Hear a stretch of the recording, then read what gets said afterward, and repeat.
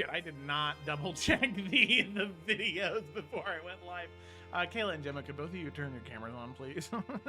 Oh, wow, Joe is Octavia. Gemma's Yeah. Merrick. I'm not even on the screen. I'm the dungeon master. Let's Okay, go. There we go. Nope. Oh, yeah, what's happening, John? Everybody is Everyone's where alive. They should There we go. be. That has an eye.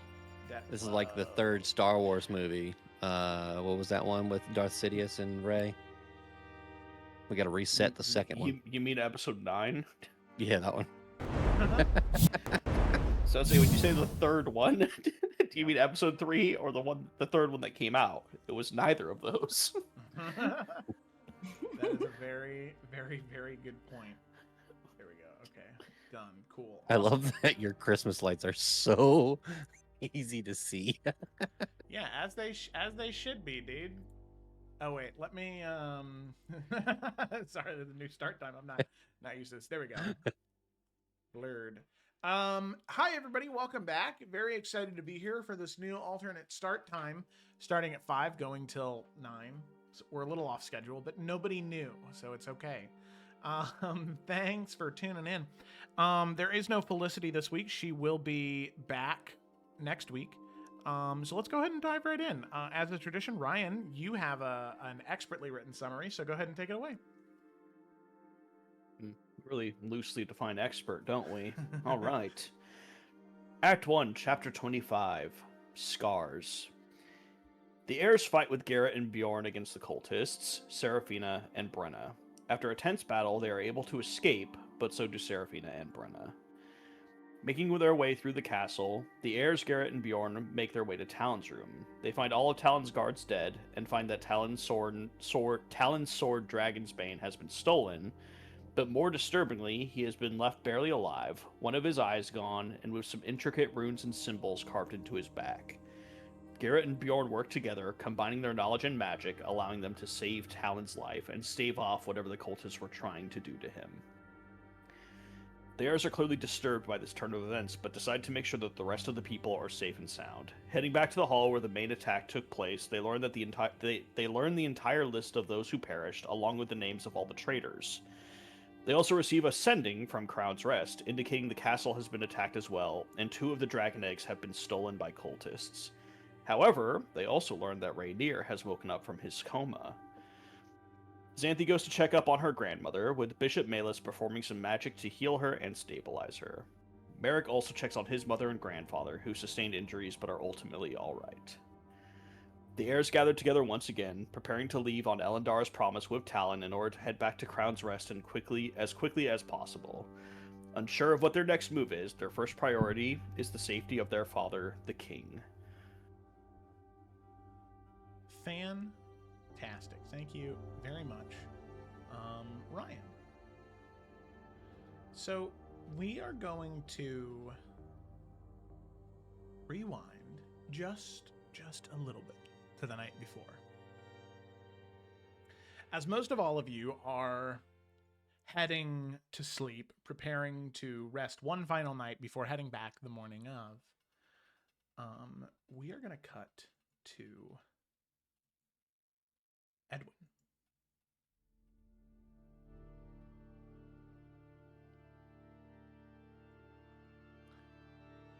So, Edwin, as you sort of sit in your room, you feel antsy. So much has happened tonight with your father, with the potential danger, your wife and child being so close to these acts of violence, and you weren't there to protect them. You weren't there to protect Talon. Luckily, you were there to protect your siblings, but there is this sort of like back and forth that you have in your mind, this wrestling. And you hear that voice. The voice that emanates from the gauntlet. You hear it kind of creep in around dark corners in your mind.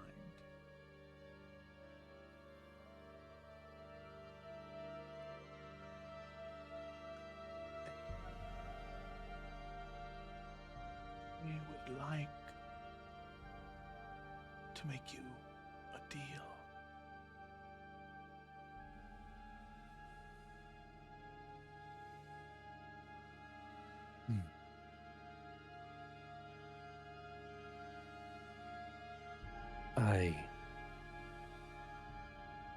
No, I already told Kaylin I wouldn't talk to you anymore. You need to say nothing, just listen, boy. It is very simple. Right now, this gauntlet, it uses you as much as you use it. I give you an opportunity right now, on this night, to gain control over this gauntlet. To use it in whatever way you see fit as you grow.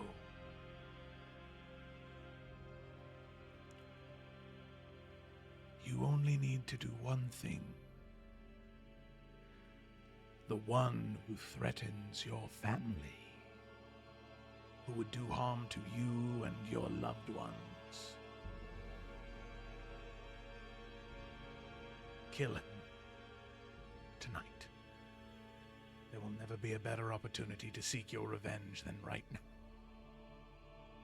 They will say it was cultists that tried to kill the spy monster. You could take your revenge. You could have what you wish. Your family safe.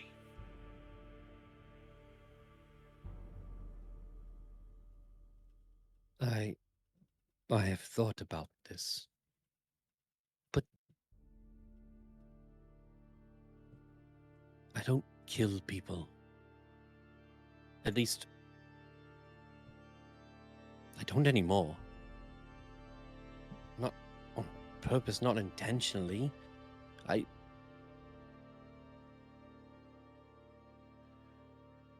How long He deserves a trial. do you think it will be before he realizes that you've conspired behind his back? That you have another following him, tracking his movements? How long till he realizes? How long till he realizes he has no more leverage? And instead of trying to use you, he just tries to hurt you. Is that what you wish? No. That is a good point. But as much as I want to kill him, can't. It goes against what I've taught and what I teach.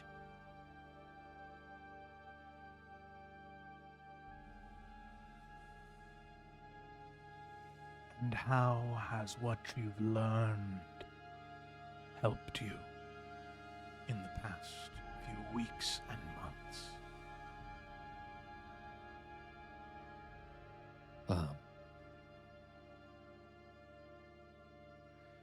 You, yesterday, this evening, you took up a mantle of war, of strength. There is power in the willingness to shed blood.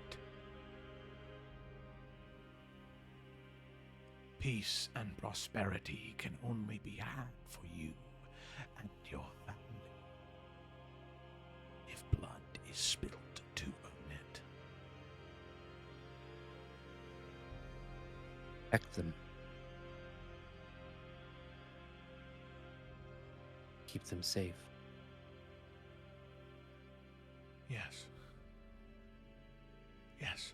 Keep them safe. Be their protector. Be proactive in their protection. Do not wait for someone to strike and defend them.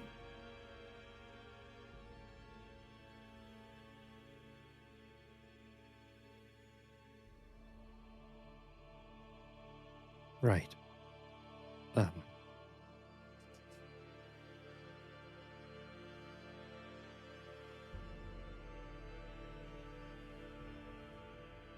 And Edwin's really struggling right now. Mm-hmm. Yeah. He's slightly sweating. He's hunched over on the edge of the bed, kind of like in the thinking pose. I don't remember what that statue is called, but I think it's called thinking. The Thinker. I think it's The just Thinker. called the Thinker. Yeah. And he's like thinking of all of these interactions he's had where Astrid was upset with him for not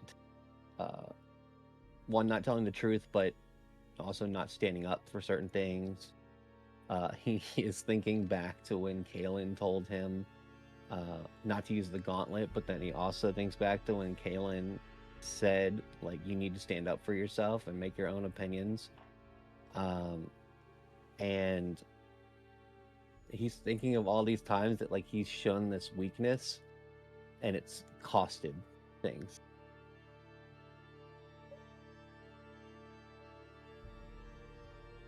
How Davian's sly. He's slick. How could I even possibly do it by myself?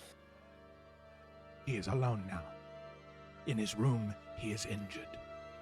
He rests. He sleeps. Right. He is injured. No one guards him tonight. It's spread too thin. You could go to his room. No one would know that you were there before he died.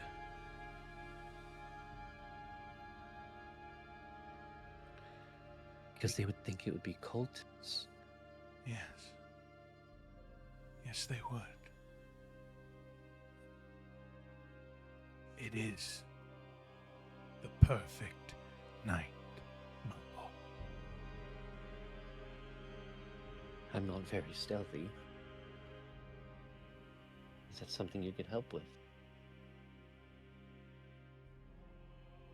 Tonight, you will become one with it.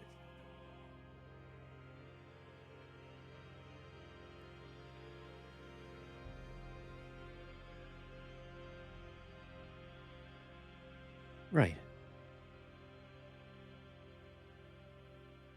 I think it's time that we end this.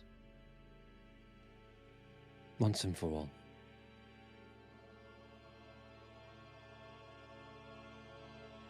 Yes. Yes, it is. And, Edwin, with that, you can see that the gauntlet kind of begins to shift and change on your arm, on your hand. Where at points in time it has been, black enameled steel or white and gold enameled steel. Now it's kind of this mixture of both these interlocking and overlapping plates of white and black. And the thing that is most important for you to understand right now is that if you place the gauntlet on a shadow or on a space of darkness or dim light, and you look to a spot of darkness or dim light within 60 feet, you can pretty much teleport there. Oh my god. I'm a teleporting cleric. Now, for right now. He's gonna... We'll see how permanent this is, but for right now, yeah. Well, he kind of feels that power, and, like, I assume that it's just candlelit in his room. It's dark, right? Like, it's nighttime. After the night you had, yeah, I'd assume it's a little moody in the room. Yeah, he places his hand on, like, a shadow kind of being created by the candlelight, and then looks across the room and focuses on being over there. And you feel the shadows kind of, like, grab hold of you and pull you in and then force you out on the other side. It takes a little getting used to. Oh. But you do it. Oh my. Wow. All right. He does it again. Mm-hmm. Yep. All right.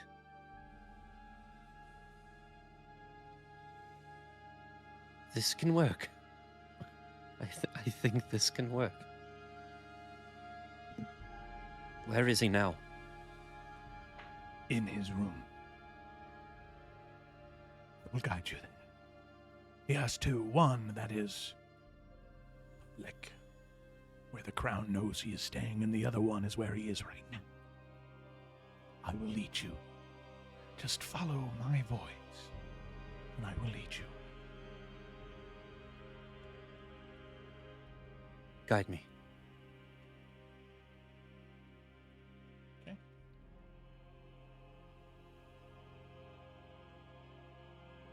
So with that,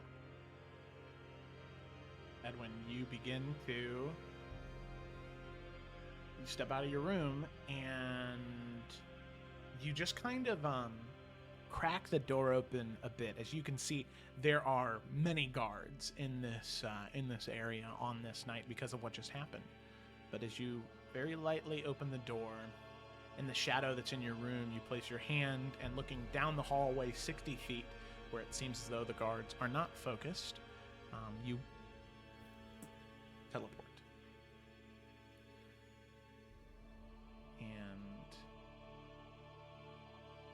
You're able to make your way through, doing that several more times when more very light patrols, very few and far between, as most individuals on this night are, well, most of the guards, they're spread throughout Sky and Sea Haven looking for more cultists. But you're able to teleport. You follow the sound of the voice leading to darker, deeper, further recesses of Sky Haven until eventually you arrive at a door that sits alone at the end of a very long hallway. And in that door, through that door, the gauntlet says, "There he is, through that door. He's weak. It is his time."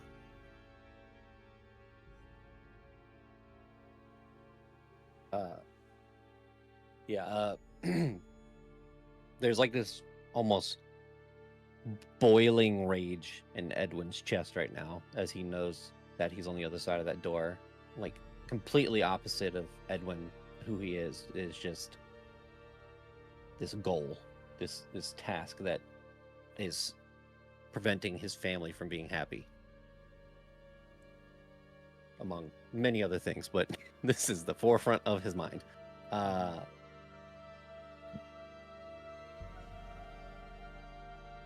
door is closed. It is, yeah.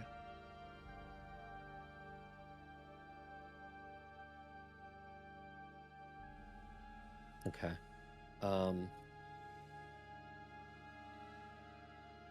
trying to see something real quick.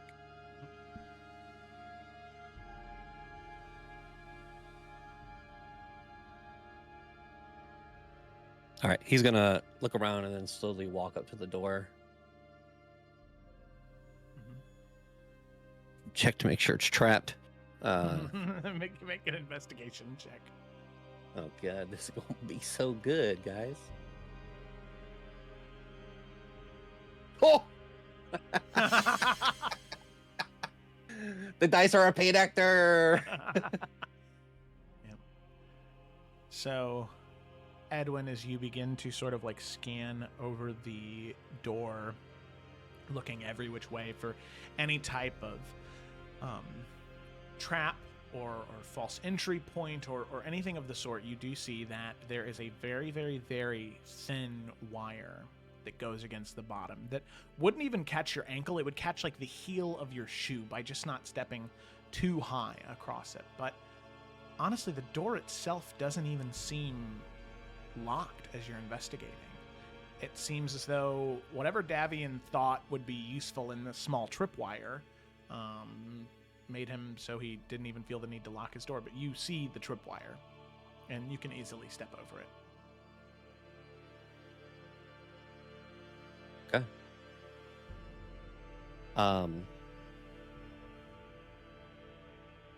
Yeah, he's going to slowly open it and make his way in.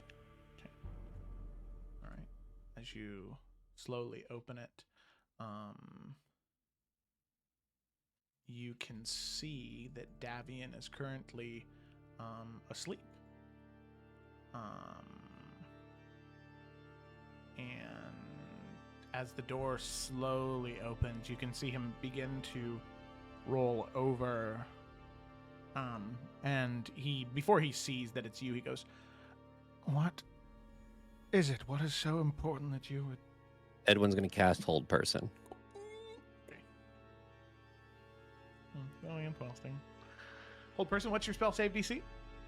It's really low, but I was hoping it'd be like loosey-goosey, you know? It's a 12. Oh, okay. All right, that's failure. You see he's like rolling over and like goes to jolt up on seeing you, and you cast Hold Person and frozen, paralyzed. His eyes darting back and forth, unable to move. Hello, Davian. As Edwin starts walking, shuts the door behind him, starts walking closer. You had to have known this day was going to come, right? That your threats against my family would be your end. Now, granted, you probably didn't think it would be me, but you have caused my family enough harm, and your threats... Well, your threats have brought something out in me that I have not had to do in quite a while.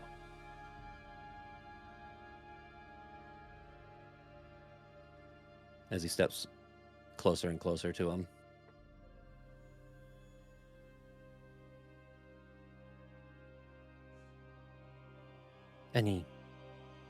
Well, actually, does Hold Person let them talk? They're paralyzed. They're frozen. Yeah. He just like looks at him, and there's a tinge of fighting against it. Like, this is wrong. It is not worth it. He is not worth the words.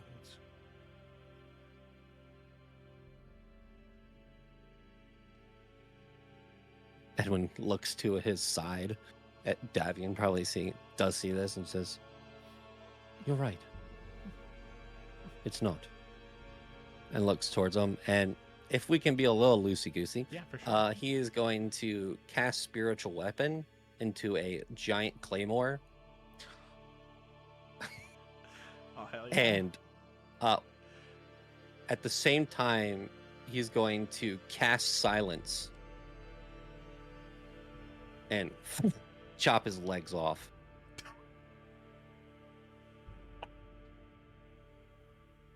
Yeah. So Edwin, as you bring down the sword in this in the aura of silence around you, you can see the like a bulging of the throat and chest as he's like screaming internally, but he can't move. He can't like flail at all. He can't do anything as he is frozen in place. Another failure on the saving throw. As the blood begins to spurt out of the stumps at his kneecaps. Before Edwin walks into the silence,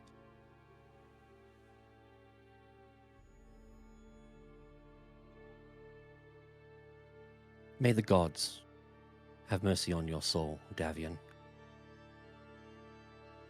But it is time to relinquish you from your mortal coil. And he's going to walk into the silence, and his hand is going to start emanating with inflict wounds. Oh yeah. And he's going to place his hand on his face, like his eyes looking through his fingers. And he's going to mouth the words, "Goodbye," and cast inflict wounds. Yeah, with the blood loss, with the spiritual weapon, the paralyzed, as you do that, it just leaves this gruesome, like molding, decomposed wound in the shape of a handprint on his face, as the body goes limp, as Hold Person continues to work on a corpse, as Davian dies. The last thing he's going to do is release the spells and like stand over Davian's body. And there is probably this wash of like emotions, but the most prevalent one is probably like regret immediately. And he just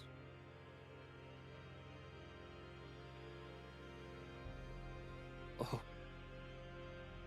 what have I done? You did what you needed to do to protect your family. That is what you told Kester, after all. You would do anything for them. Anything at all. You have fulfilled your end of the bargain, Edwin. And I want you to know that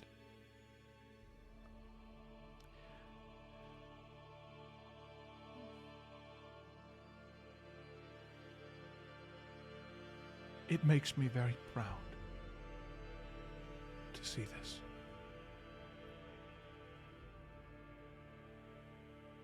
The gauntlet is yours now.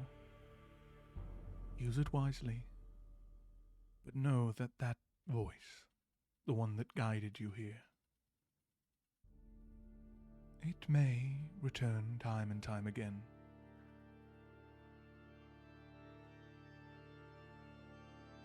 Oh, is this the pink hair guy talking right now? Mm-mm. Oh, this is a different voice. Yes, it is. Oh, fuck. There's another voice. Shit. Edwin kind of like holds, like almost self-hugs himself as he's looking at Davian's body.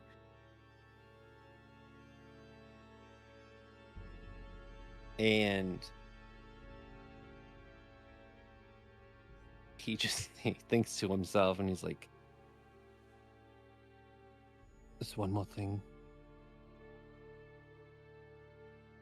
And he's going to carve the symbol of the cultists into Davian's body, so they immediately think it's the cultists. Yeah. All right. Cool. And he's going to slowly back away from Davian's body, still staring at it. Take a deep breath and make sure his outfit doesn't have blood on it. And he's going to open the door and start teleporting back to his room. Okay. Alrighty. So, Edwin, as you are moving back and forth, trying to pop between the shadows,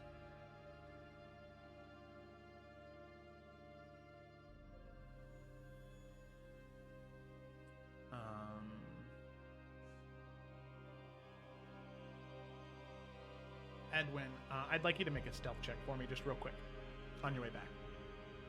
Fuck me. Regular stealth? Yep.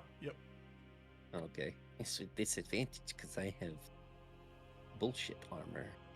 Yes, quite. 4.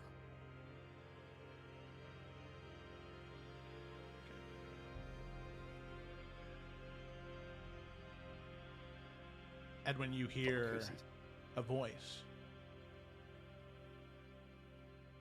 Hello? Who's there? As Edwin, you stop and turn around, and you see the same bishop that had helped Rainier, as well as was there for Lady Valora, Bishop Mellis. How far away am I from like how many teleports have I gotten? Like, am I far enough away to feel safe or no? It definitely seems like he has seen someone, not sure if it's you, but he's seen someone and he knows about where you're at. He's looking in your general direction. You're just in the shadow right now. Oh, can I teleport 60 feet away to somewhere he can't see me anymore? I'm certainly trying. Oh, shit.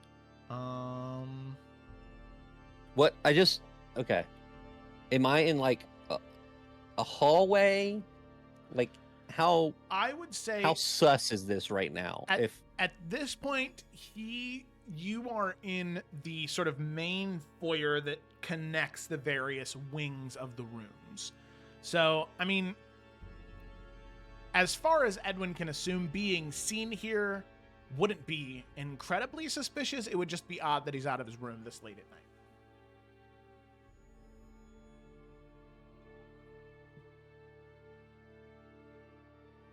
And this is, what's his name? Father what? Bishop Mellis. Bishop Mellis. Yeah. He's the one who helped save Rainier. Yeah, I mean... Him. Yeah. Edwin's just gonna take a deep breath and, convince himself everything is good, and he's going to slowly walk around the corner and say, "Hello? Oh, Bishop. Sorry, did I wake you?" No, it has been a very long night, making sure all of those that were injured are doing well. Is everything all right with you, Prince Edwin? It is strange to be out this late.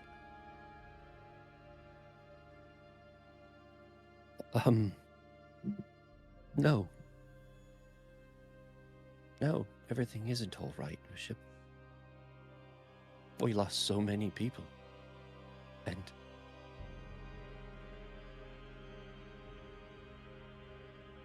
I wasn't able to help any of them, and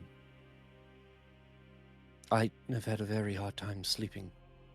So I thought I'd go for a walk to clear my head. I'm sorry to have bothered you.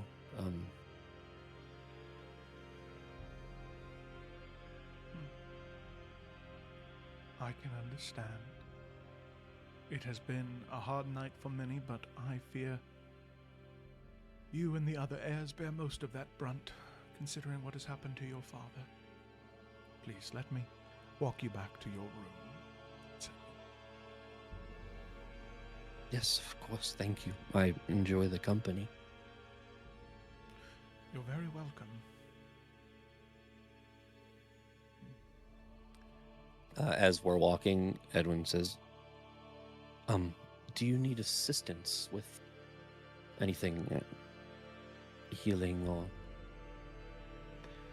Not that I'd probably be too much of a help, but... You would very much be a help, but you have other things to attend to, and for the time being, we will be fine. Everything you could have done to help, you have done. I appreciate it. If you do, please, don't hesitate to ask. I won't. Yes. No. Good night, Prince Edwin, and... You see, he kind of looks at you for a moment, and then pauses, and then looks back up to you and says, Have a good rest of your evening, Prince Edwin. Joe, is there anything off about the bishop? Is he walking differently just a slight bit? Does his accent a little bit off? Basically, I'm trying to see if this is somebody who looks like him, but is not him. Make an insight check.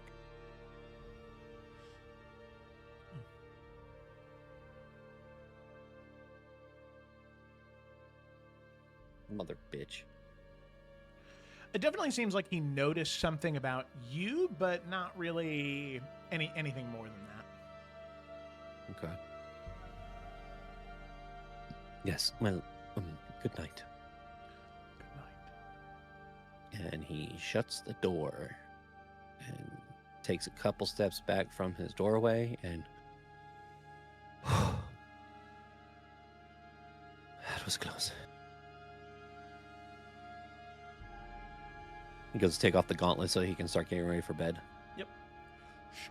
Comes off. There's a sigh of relief from that as well. And he places it on his bedside table, places his armor off. I guess, I mean, he probably wouldn't have had his full armor on, but anyways, he gets ready for bed and tries to sleep. And with that, Edwin, sleep you do. It is the type of rest that is not recovering, but it is like all encompassing, where you fall asleep and by the time you wake up, 5-6 hours later, it feels like it has been days. But eventually, I would honestly probably say that Edwin has his routine. This is probably one of the first times where he does not wake up on time. And it's noticeable.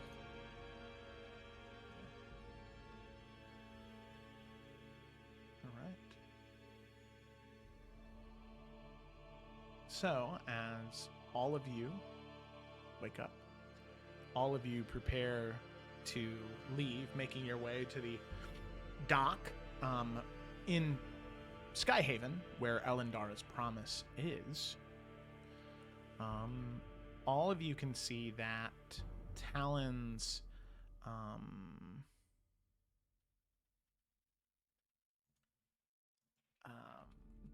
Talon currently is being escorted and guided in a oh my goodness, why can't I think of the word? Those things. A gurney? Nope. That Type thing? that you have like 4 people carry them, and it's like sheltered. Coffin? Nope. Oh no. God. And it's like you can sit. I know what you're talking about. It's like royalty goes into it. Yeah. And they, There's just a P. Almost said parabola, but it's not a parabola. Hey! Get out of there. I want to say pergola, but I know it's not pergola. Does anybody know what I'm talking about? Anyway, he's in one of those. I cannot for the life of me remember what it's called, but he's in one of those. And that is what they escort him onto Elendar's promise with. The other members of the council, wait, what happened? Gemma's back, but she said she was probably gonna. Peliquin. Thank you, the Ganat. Whatever your name is, you're great. What is that? How do you say that? Peliquin. Oh, yeah. Palanquin. Yes, that is. Palanquin. Wow. that I is- can't that speak is in what it general. is. Gemma, real quick, could you turn your camera back on?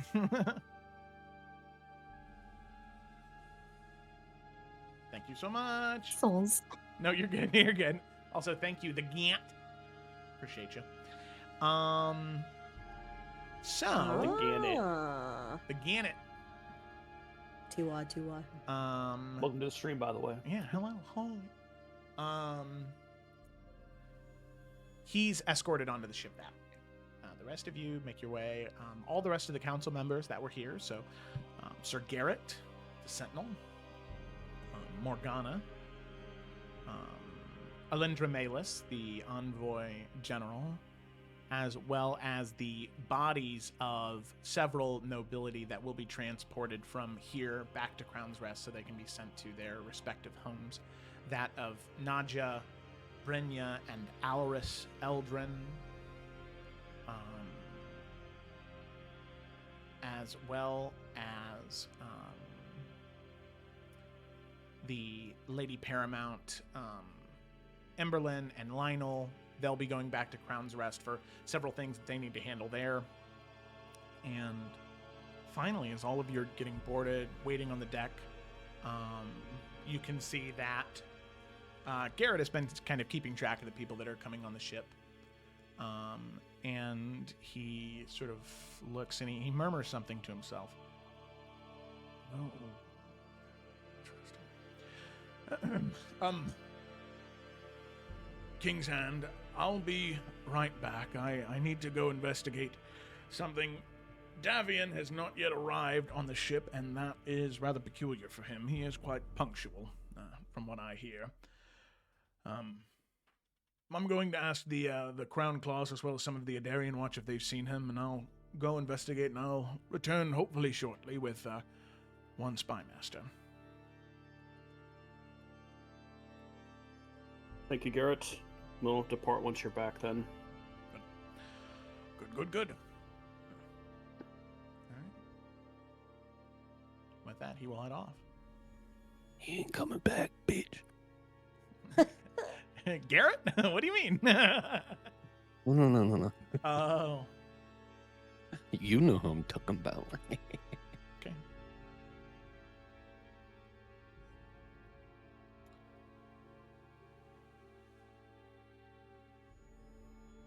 Some time passes. And probably an hour.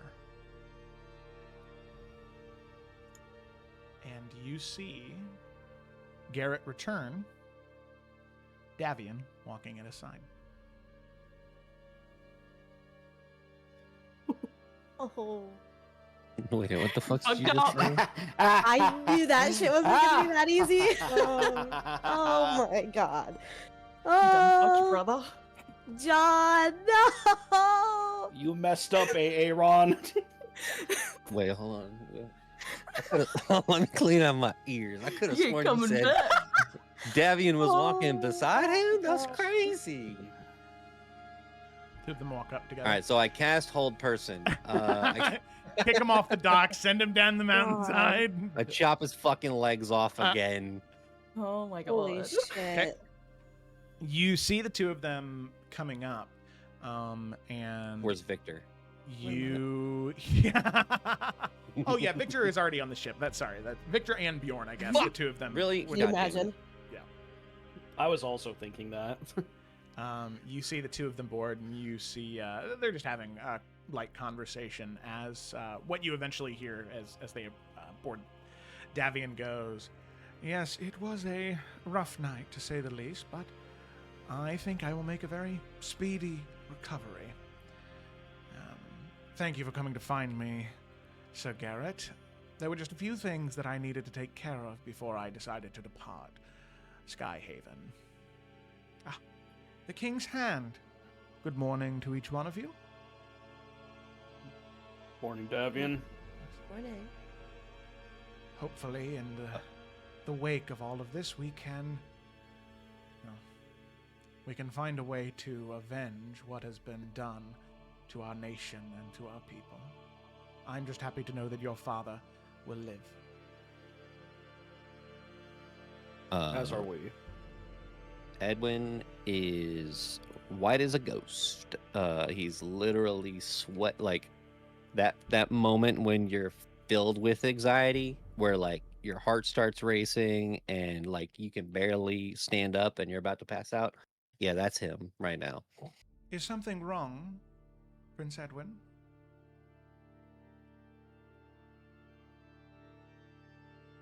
No.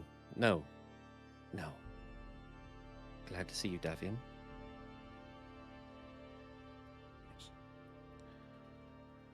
I am afraid there is one thing that I do need to speak to all of you in private about, though. Something rather disturbing I learned in my investigations this morning, which caused my delay.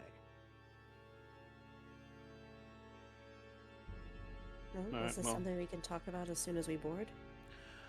I believe the more time we have to react, the better. I think I have a solution in mind already, but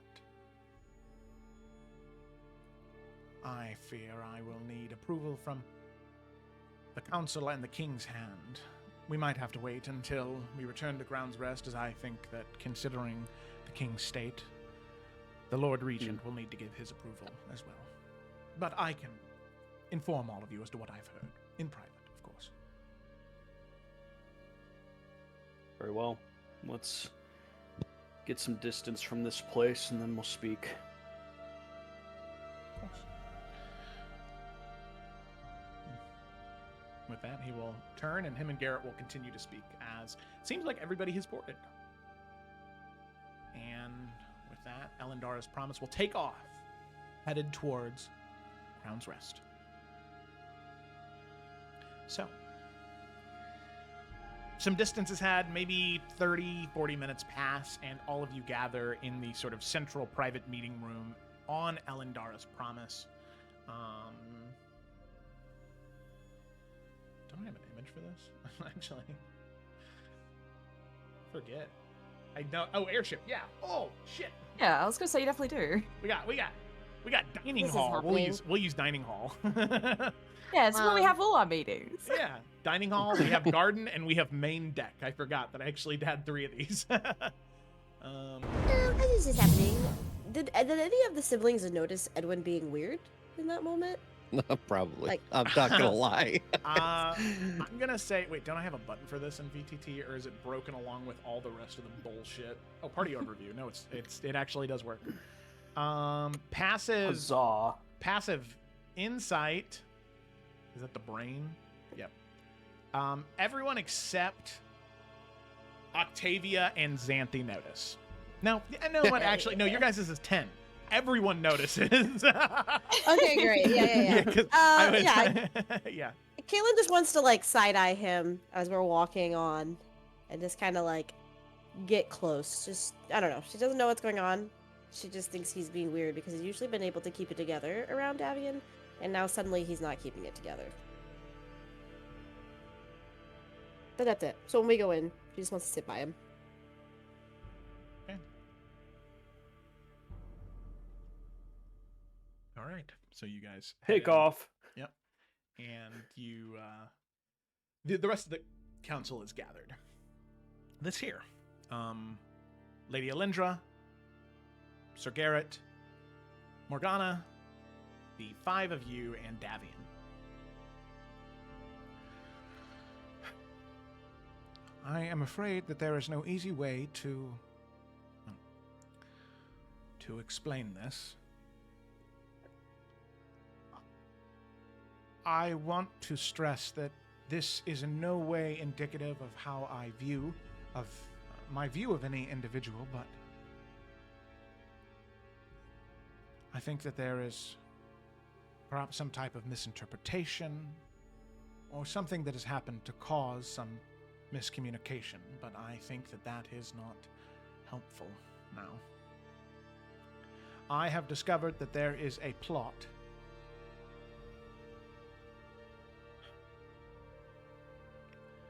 by the Nornathi to have me executed. In some way, shape, or form, apparently I have wronged their culture. Through various informants that I have, it was discovered that this was something they planned to do when they were leaving this morning. Apparently directly from the High King himself.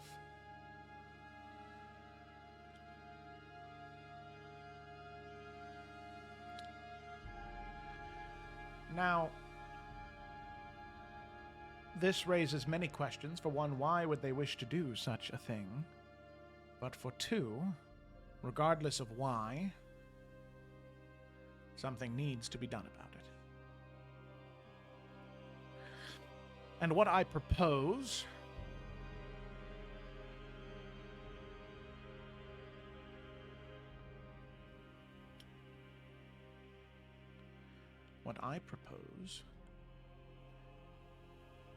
is that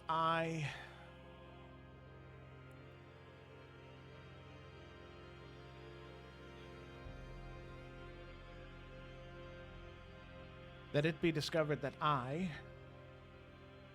worked with the cultists to get them in to the city. This was discovered, and then I was executed.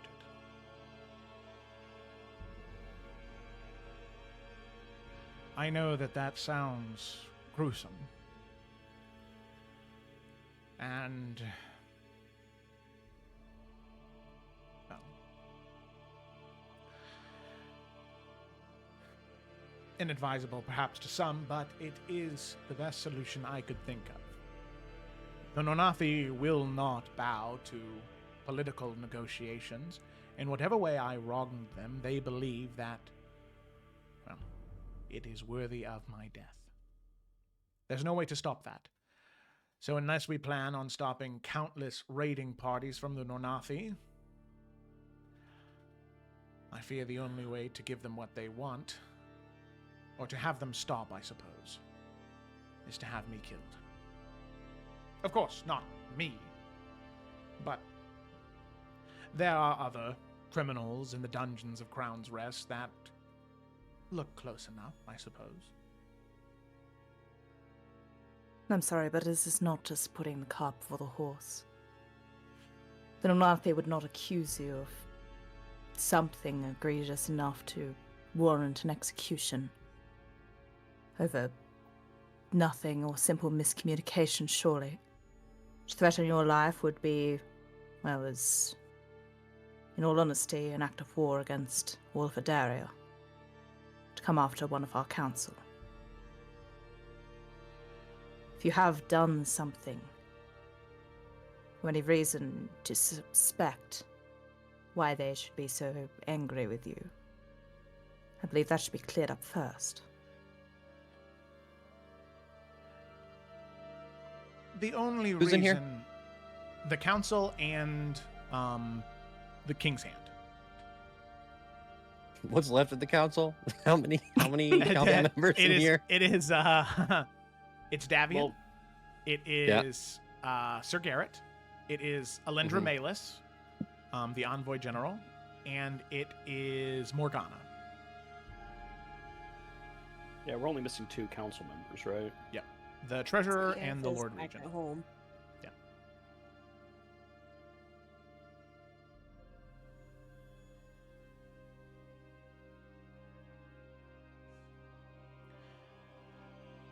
The only reason I've Oh. refrained from saying something so far about it is I know that there is a certain fondness of the Nornathi among members of the King's Hand.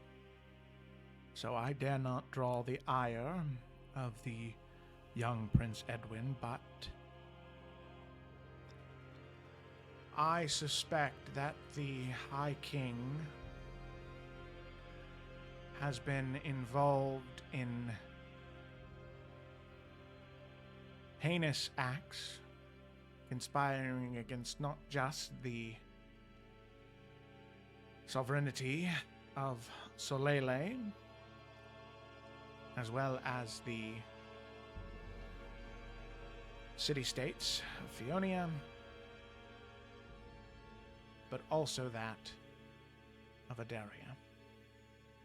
These And on what acts, basis are you presenting? these acts are tied to several rituals that have been recorded that he has performed and several communions that have happened between him and allegedly individuals tied to a very dark part of Adaria's history. One Liar. that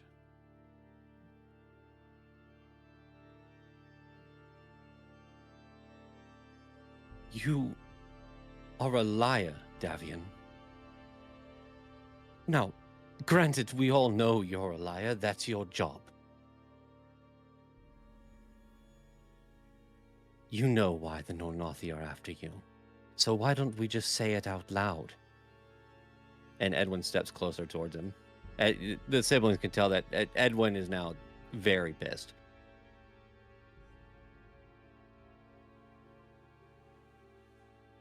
Is there anything else that we would wish to talk about, Prince Edwin? Well, why do you think the Nornathi would be angry with you, Davian? Why would they go as far as to invoke such a thing against you? I understand your fondness for them, considering the time that you have spent there, Prince Edwin. But in your time there, Do you truly think you've grown to know the High King and what he desires, what he wishes? I have spent many years with the High King and their people. You know nothing of the Nornathi Davian. Not that I know.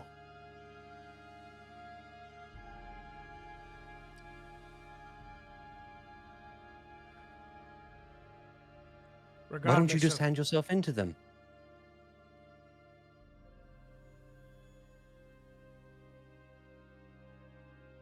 If that is what the Lord Regent demands of me, then I will do so.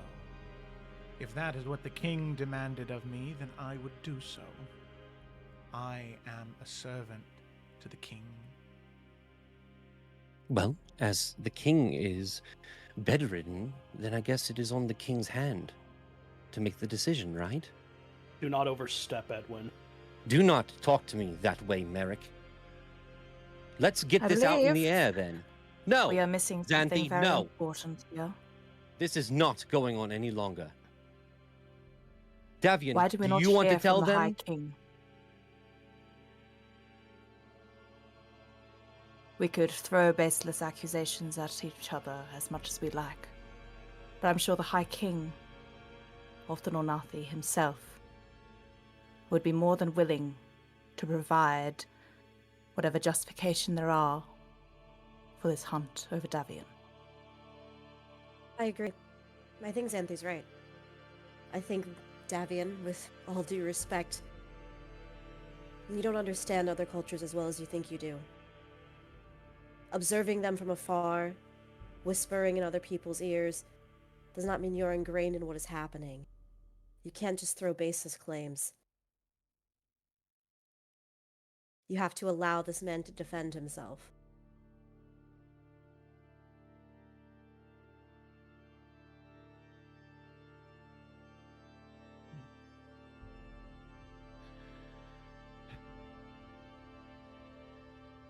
Yes. I hear what you all say. I do. But, Lady Kaelin, you must understand that being a spy master is not just whispering in ears.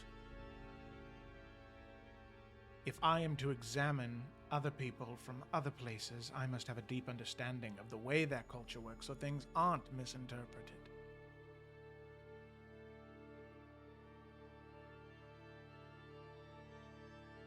I understand, Davian, but you have yet to give us a reason as to why the Nornathi would target you. I was attempting to, but as I said, passions can grow in regards to things related to the Nornathi, and I understand Prince Edwin has a fondness for them.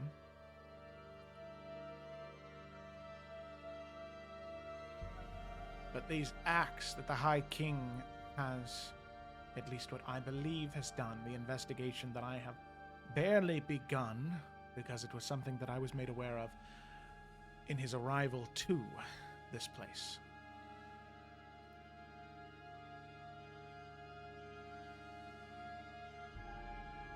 What he seems to commune with is an evil that has haunted Adaria and House Folkrest for many, many, many years.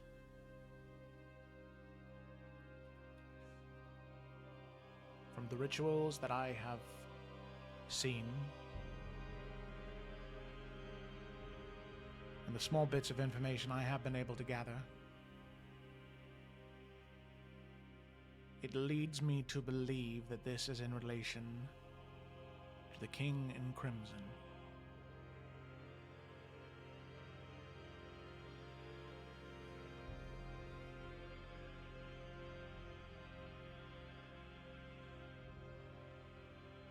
Did they already head back, Joe? The Nornathi and them? Yeah, they Or are they on this ship? No, they went back on their ships back towards the Nornathi lands. I suppose Astrid and Freya are here, though, on the ship, since they were coming to Crown's Rest.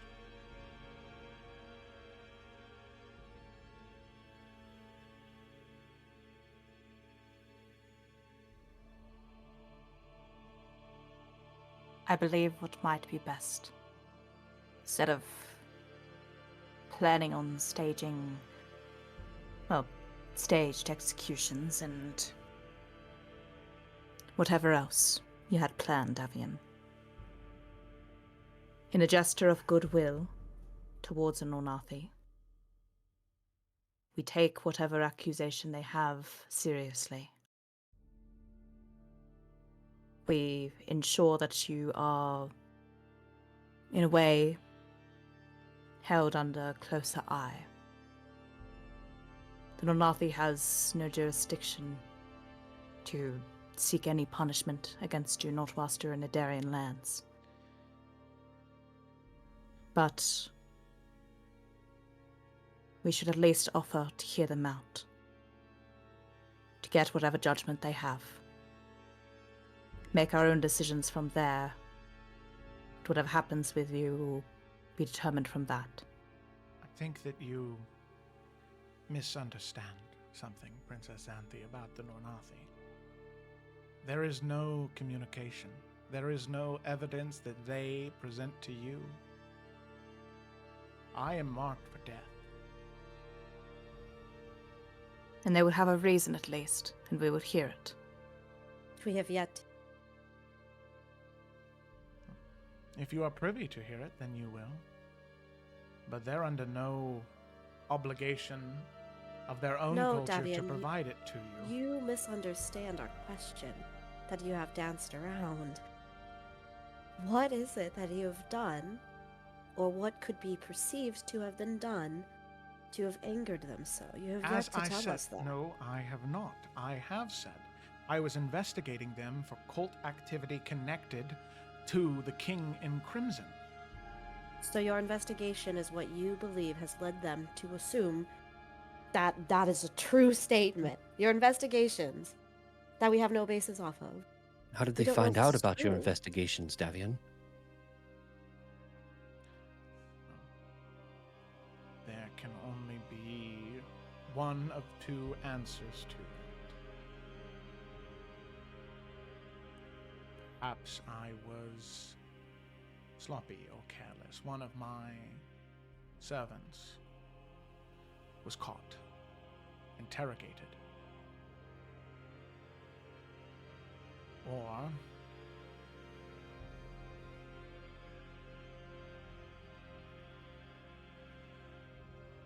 the information that I had gathered, I did share with the other council members on this activity, as well as the king.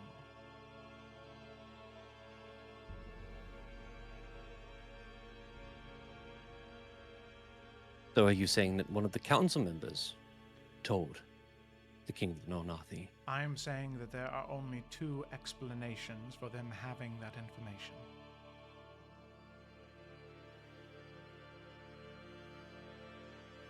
As we know, Alindra, you do have a bad habit of informing certain individuals of certain things that are meant to be kept secret.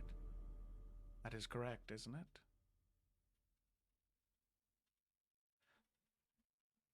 I don't think that this has anything to do with me right now, Davian. This is about you and what the Nornathi claims you have done.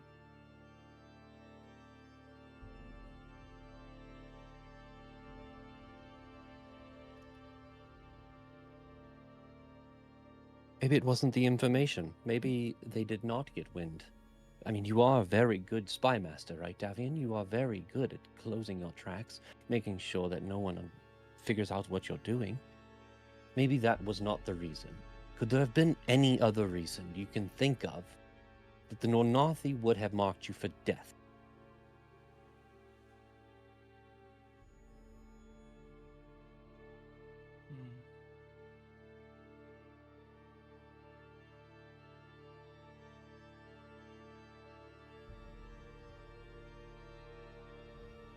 I cannot.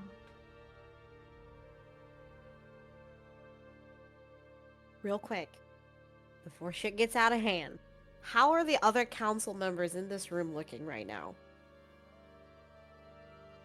The other council members, Garrett. Talk about a shitty first 2 days. Welcome to the job, buddy. He Garrett's got like, hired "Maybe to this this wasn't a good company, and idea." the fucking CEO and the CTO are butting heads in front of him. He's like, "Oh There's no yeah." ramp up. We free fall.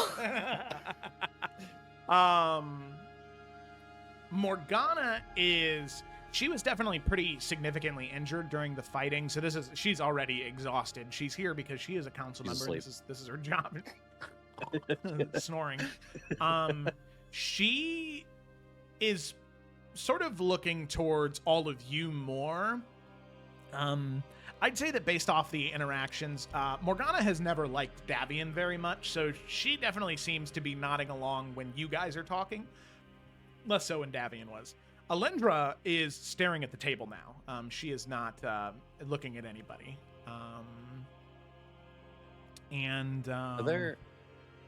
Are there guards inside? Not in this room, no. They're outside. Outside the doors. Yeah, outside the doors. It says Davian, Morgana, Alendra, and then Garrett. Yeah, okay, that's it. How many exits are there? Just the one. Who's near that one? Who's near that one? I'd say Garrett on the other side of just standing by the door. Where's Davian at, as opposed to like that exit? I'd say on the opposite side of the room. Sick. What's your plan there, buddy? I mean, look, the siblings can probably tell that Edwin is ready to just throw a Davian under the bus. The buses don't exist. Under the airship. You do you. We will follow suit, bud. Whatever that looks like.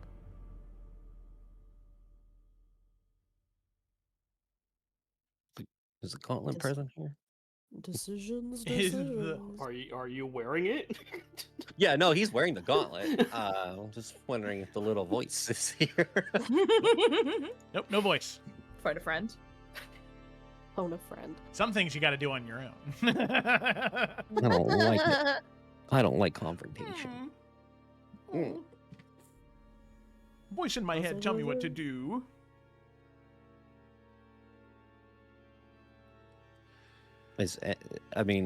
Edwin walks closer to Davian.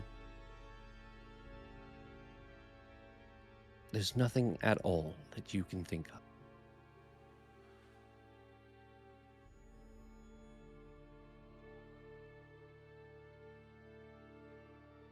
You hear Davian kind of give a light, scoff. Is there something that I have done that I should be aware of, Prince Edwin?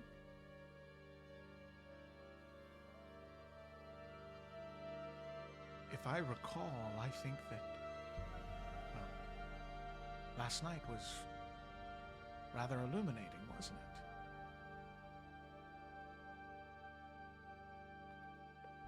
Edwin smiles.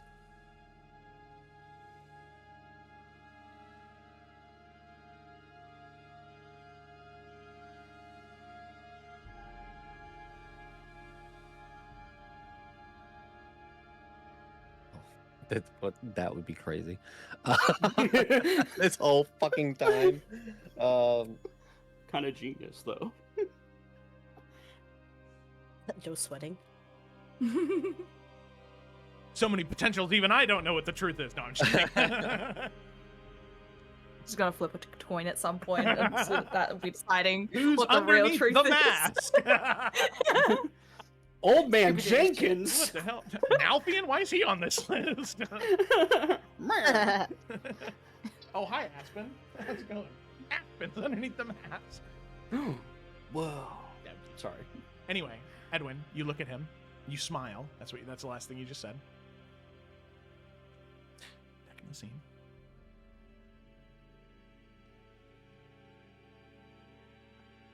Yeah. Yeah. I don't like in the moment role play. Where's my script? I mean, just getting a read on Edwin. Is he like can we get any intention of him here? Like, is it truly just the thing of like pressing him for like Davian to give information, or does it look like Edwin's ready to make a fucking move against him? The second one. Yeah, okay. Edmund's looked a little deranged today. Yeah, Ooh, Zelly's gonna okay. get up and just put a hand on Edwin's shoulder. When you do that, he like twitches. Like he doesn't like look back, but his like body like reacts to it.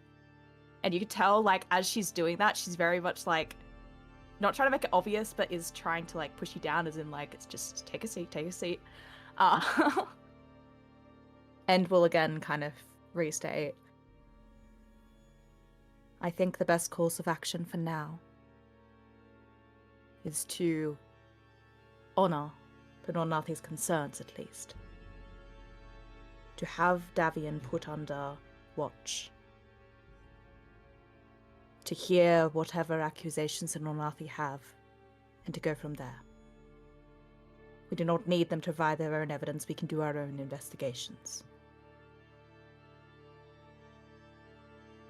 I'm sure you can consent to a momentary limitation on your freedoms, Davian.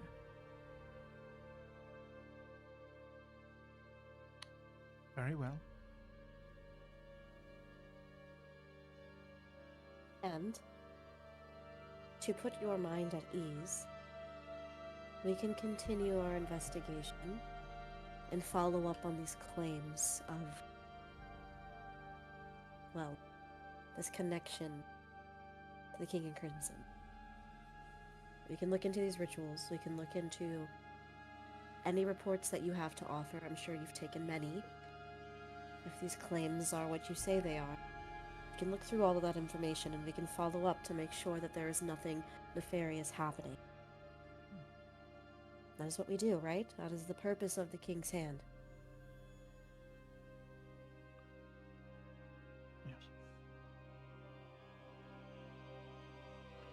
Very good then.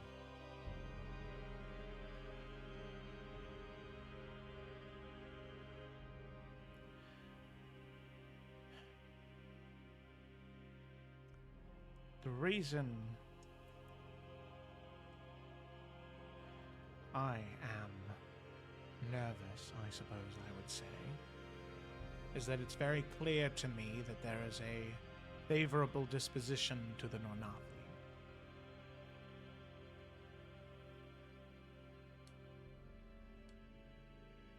And I would hate for that to influence any decisions made by the King's Hand. There's a favorable disposition in preventing war here, Davian. It's as simple as that.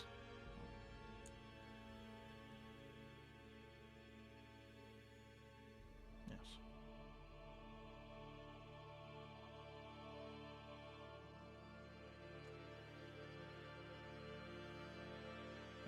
That is the information that I needed to divulge.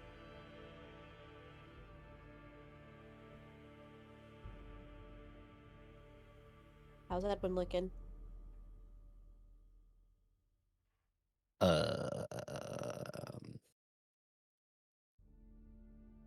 I guess it's the point where like he's trying really hard to be political right now and not display anger. But he is pissed. He's mad. He's got like the angry roasting bitch face. But he's like not looking in Davian's direction. He's just kind of looking.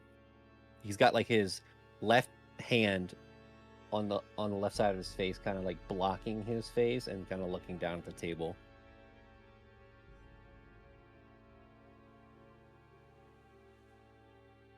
Well, if there's nothing else then, I suppose we have a lot that we need to discuss and how we want to handle this and how we want to proceed. Yes. Davian, I'm sure you can provide us with any and all paperwork and reports of your investigation as soon as possible, correct? I will. Thank you. As for now, Davian, I would request that you stay to your room. We'll have guards posted at the front. You're not to leave. Meals will be delivered to you. Very well.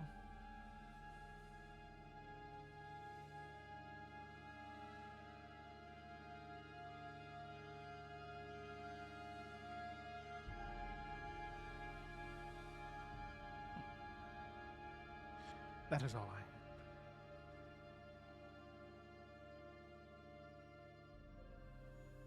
Garrett, if you would like to escort Davian back to for his safety. Yes, I will do just that. And with that, Davian will walk out beside Sir Garrett, and the rest of the council members will leave the 5 of you alone.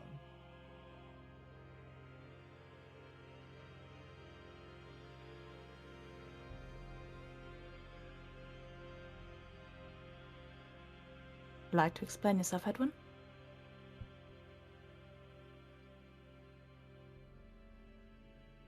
Explain what? Thought we agreed to keep some sort of decorum as we are dealing with what we are going to do with him. You also looked like you saw a ghost when you first saw him this morning. Things change, you should tell us, Edwin.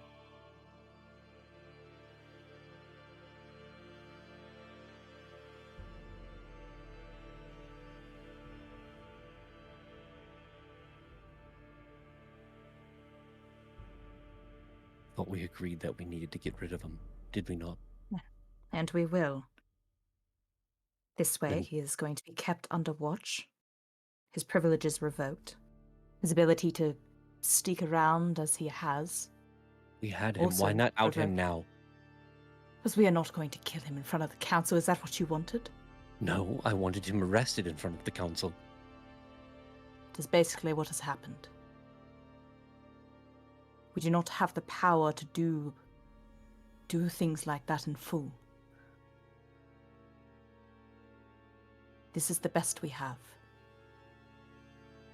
And if we are able to get the High King to also corroborate and, well, lay out the accusations he has, that is the strongest case we can have against Davian. We are in a good position here.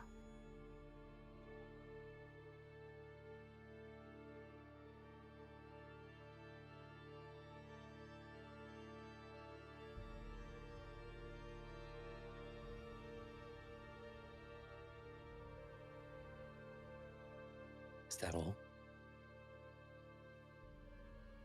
Edwin, we're trying to help you. Why are you shutting us out? We've been in this together since you've told us. Why now are you closing the door?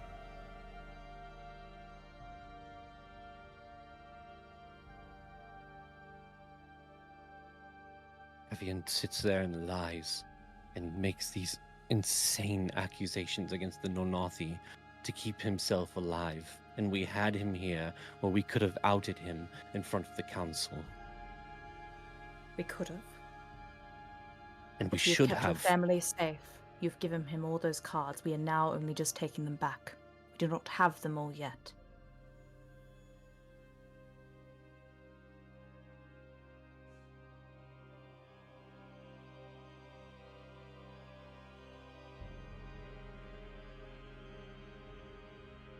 We know those claims are not true, Edwin. Most people aren't going to just believe hearsay. There are many people, many towns, villages that have a positive relationship with the Renathi. They're not going to just turn on them because one person says so. Tavian doesn't have proof, and whatever proof he musters up is going to be doctored and fake. But we entertained the idea of it. Because we have to, Edwin. We don't have to. Are For we not now, the we hand do. of the king? But we can't do whatever we want, Edwin. No, but They're the not council was tyrants. here, and with us as well, we could have done something. We will do something, Edwin, that I promise you. We cannot do anything here, and not now. Edwin stands up and looks to all the siblings. Well, if we don't do something soon, then I will.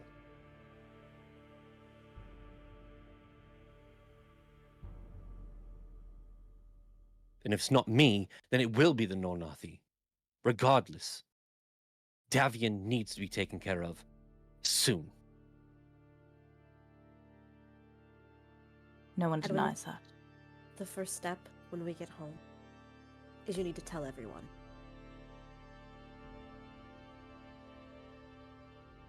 If you want your family to be safe, that was what you wanted, right?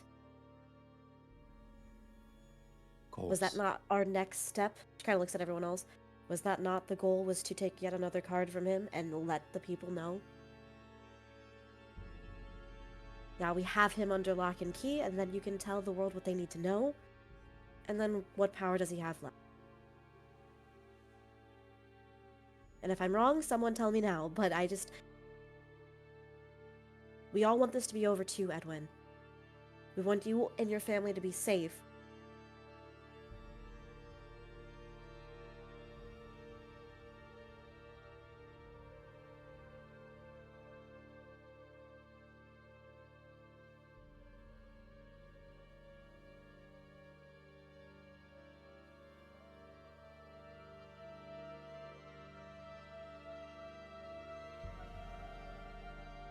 Understood.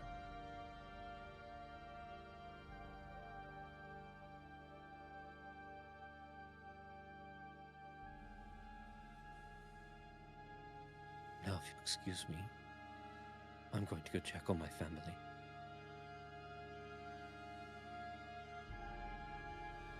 He's just going to walk past everyone and leave. Edwin, don't do something stupid.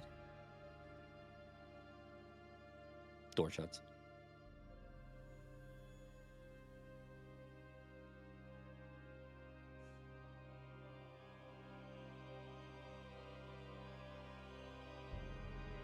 Leaving the four of you in the room.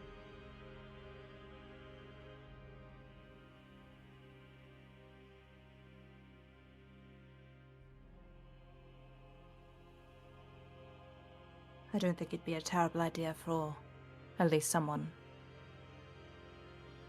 to watch, maybe not be the operative word, but at least be with him. Yeah. Ensure that he doesn't do something stupid. Yeah. I will go and make sure.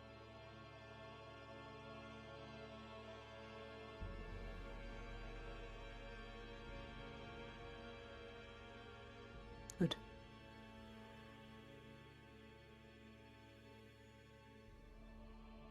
Merrick, Yeah.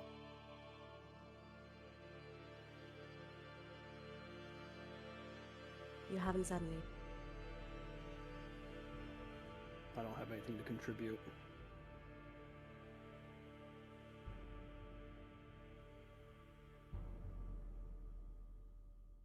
And Kaylin will look to Xanthi and then, I mean, she's gonna follow Edwin out.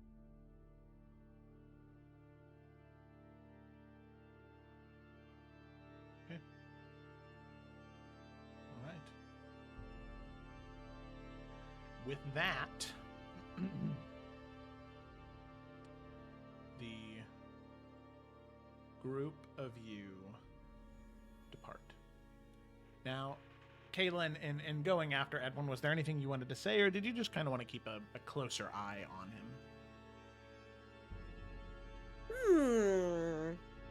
Well, it's a good question that you ask, sir. Mm. I mean, where did Edwin go? Back to his room? Towards where his His family was, you right? said. Yeah, Oh, he was fuck. going towards Astrid's room and to see Freya, Oh, make sure yeah, they're all that's okay. kind of weird. He's gonna. She? Who? Who are you? Wombo? I don't know. Kaylin is going to. I mean, she's not going to interfere with that. Like, she will kind of wait down the hall where his family is. Like, she's not going to go in there while he's having that moment. And And then, like, she'll just kind of hang out, and then if he goes back to his room at some point, she'll follow him there, but in the meantime, she's gonna, like, hang out in the hallway with Samson. Okay. Alrighty.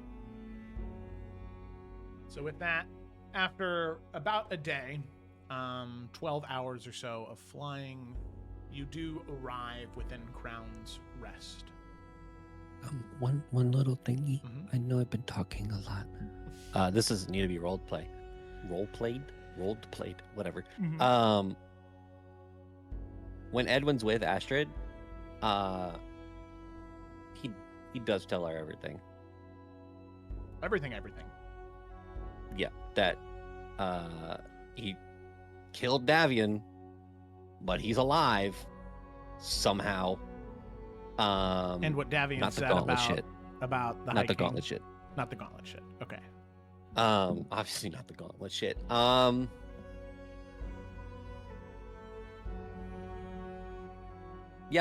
Yeah, it's his wife. Yeah, he tells her about Davian trying to pin it on the High King somehow.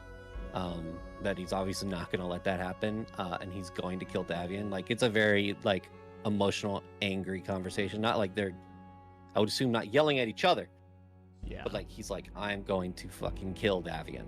Yeah. Like, he will die. Freya hears none of it. She's not. She doesn't hear. I had assumed. Seven that... nap. I just saw your message. Yeah, no, Freya doesn't hear any of it. Dad. But also in the conversation, he does like, I understand that you're angry because she's probably fucking pissed and wants to go kill him herself. That she needs to. Yeah, there was a moment she got up to go grab her spear. There's basically like he tries to, at the best he can convince her, like, I know you want to go kill him, but I need you to do what you do best and protect Freya while all this is going on. We're gonna announce things when we get to Crown's Rest. It like basically she has to keep this to herself. She can't tell anybody right now.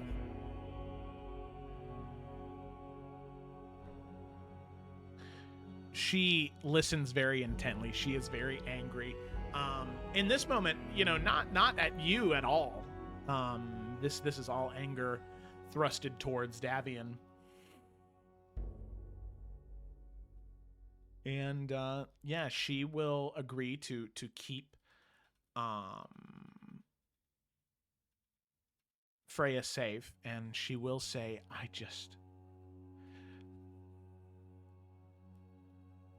whatever foul magic he uses, this cruel devilry, I do not appreciate in the slightest.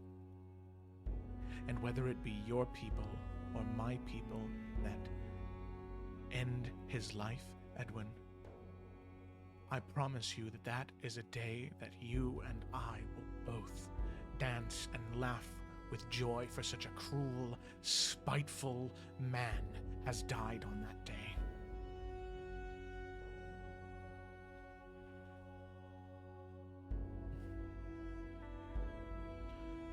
Soon we will have that day.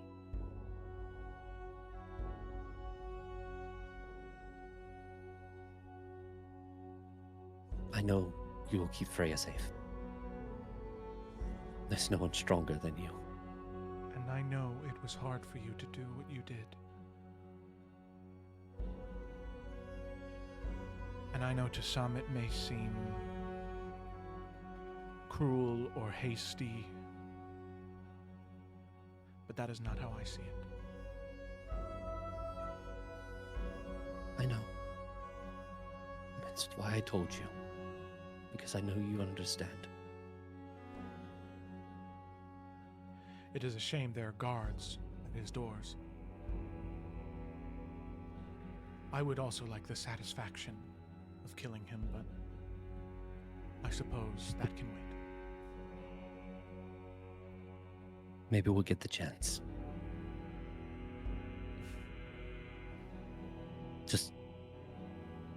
I know it's difficult, but We need to keep this a secret. It cannot get out. I have learned 100 things in the past week of being in Adaria.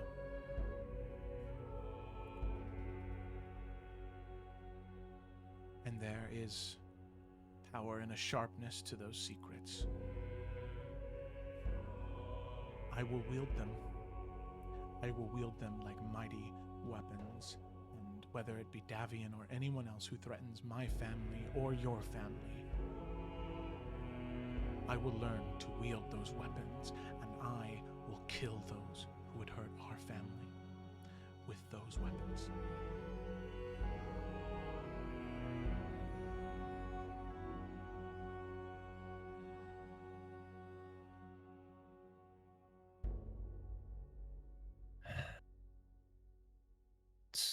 A weight has been lifted off of my shoulders.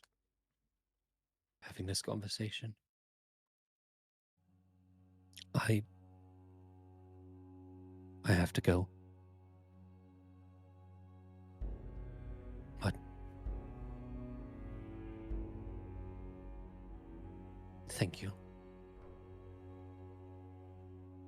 And I love you, and I will see you later. Love you too. And hug, kiss, smooch, smooch, and then Wow. same for Freya. And then he heads out. Okay. Now, I am done. All right. Sounds good. So then all of you arrive in Crown's Rest. Granted Crown's Rest in the evening, as all of you are escorted by the various Crown Claw Knights, and you are greeted by Gareth as all of you begin to unboard. Disembark. Disembark. Disembark. Thank you. Unboard. I was like, that's really wrong. Off board. You off board. Yeah, sure. Yeah, that sounds a lot better than unboard. Unload, I think, is maybe what I was, but you're not luggage. Not all of you, at least. So Damn. who am I talking about? That is up to you to Kaylin. figure out. She is snakeskin after all, so she is luggage. You all see Gareth, who very clearly has the very heavy weight on his shoulders as he greets all of you. The King's Hand and the Council. Welcome back to Crown's Rest and Dragon's End.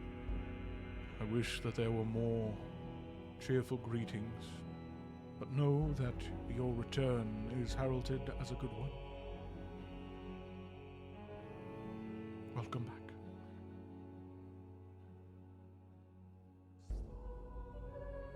Thank you. There is much to discuss and much to do, but rest tonight. Tomorrow morning there will be a council meeting that I would like all of you to be present for. There's much we must decide to do with everything that has transpired in the past few days. Please.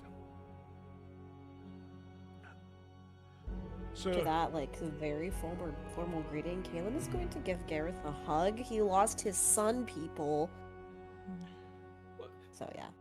Thank you, Didn't he die? Lady Kaylin. That is very kind of you. He's gonna nod. Please. So, Garrett, if you have a moment, I would like to speak with you briefly, and escort you to the Sentinel's chambers. That being said, Rainier did wish to speak with you, Sir Garrett, but before all of you head to sleep, I believe your uncle wishes to speak with all of you as well. I'm sorry. He doesn't quite have the strength to come out to the dock here, but he would like to speak with all of you this evening. Sure, we all will in turn. Mm-hmm. You should get some rest too, Gareth. We're back, and we'll make sure things get done. I will.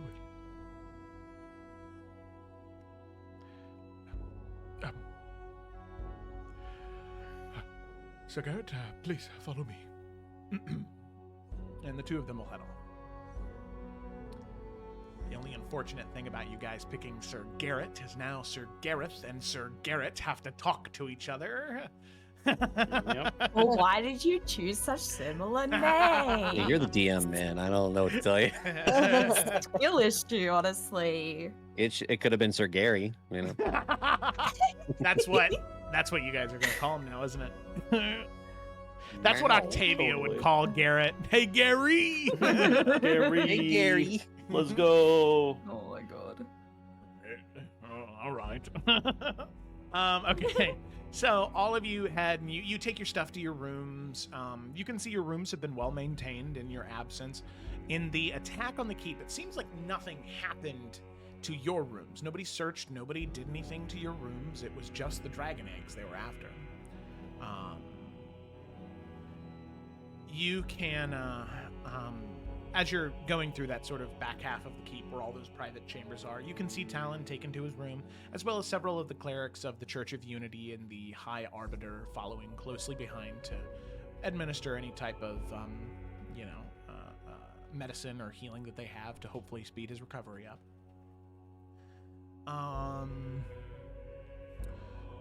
Merrick, as you are unpacking all of your things, you hear footsteps through the threshold of your doorway, and as you turn around, it's Solara. And she immediately greets you with a hug, but you can see that she has this like sling around her chest that holds the dragon egg in it, where she has not let it leave her side, apparently since the events of the previous night. But she greets you with a hug and says, I'm very glad that you've returned. And Merrick will return it, of course. I'm glad that you're all right. Yes, I can't imagine how terrible that must have been for you. every minute of every day I've been thanking the gods that Rainier was here. Without him,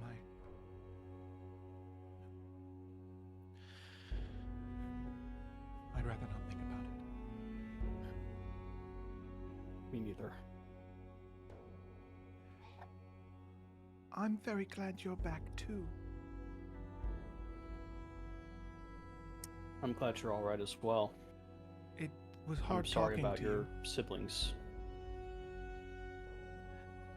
I told Solara this. and of course this is, through the telekinesis, through your mind, Yeah. Merrick. There's not like a little head poking out of the egg. Hey, like a little Venus flytrap. The egg just kind of open. No, it's the the telepathic communication. I spoke to them very briefly, and I told Solara about this after the fact. But they were very mean. They celebrated the fact that they were being saved. And from what Solara told me and what I know about Adaria, where they're going isn't safe and it isn't good. I think they want to hurt people. I think they're what the council was afraid of. And I just feel bad because perhaps it would have been better if the eggs were destroyed.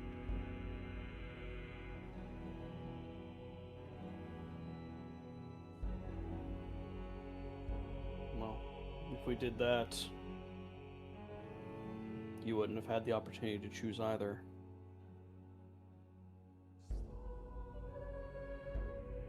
Do you still want to be a hero? I do. You and I are going to have to work very hard to convince people. But I think we can.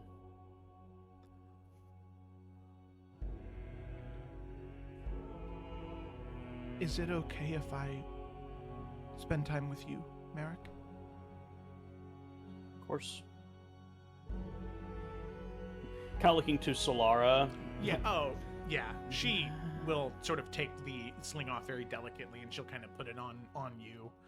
And you can see there is like this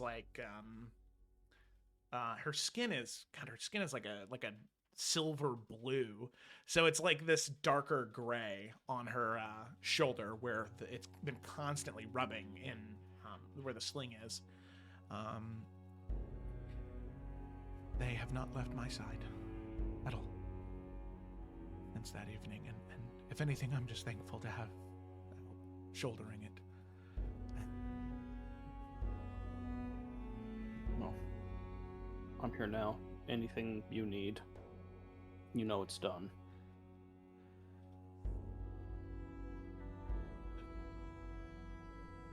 Restful sleep is, I think, the biggest thing, and that'll be a lot easier with all of you here now.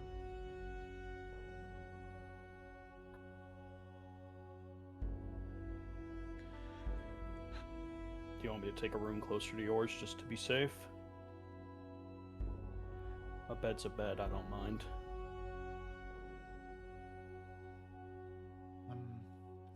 I know it may be improper, but at least tonight I'd like to stay here if that's all right. Of course.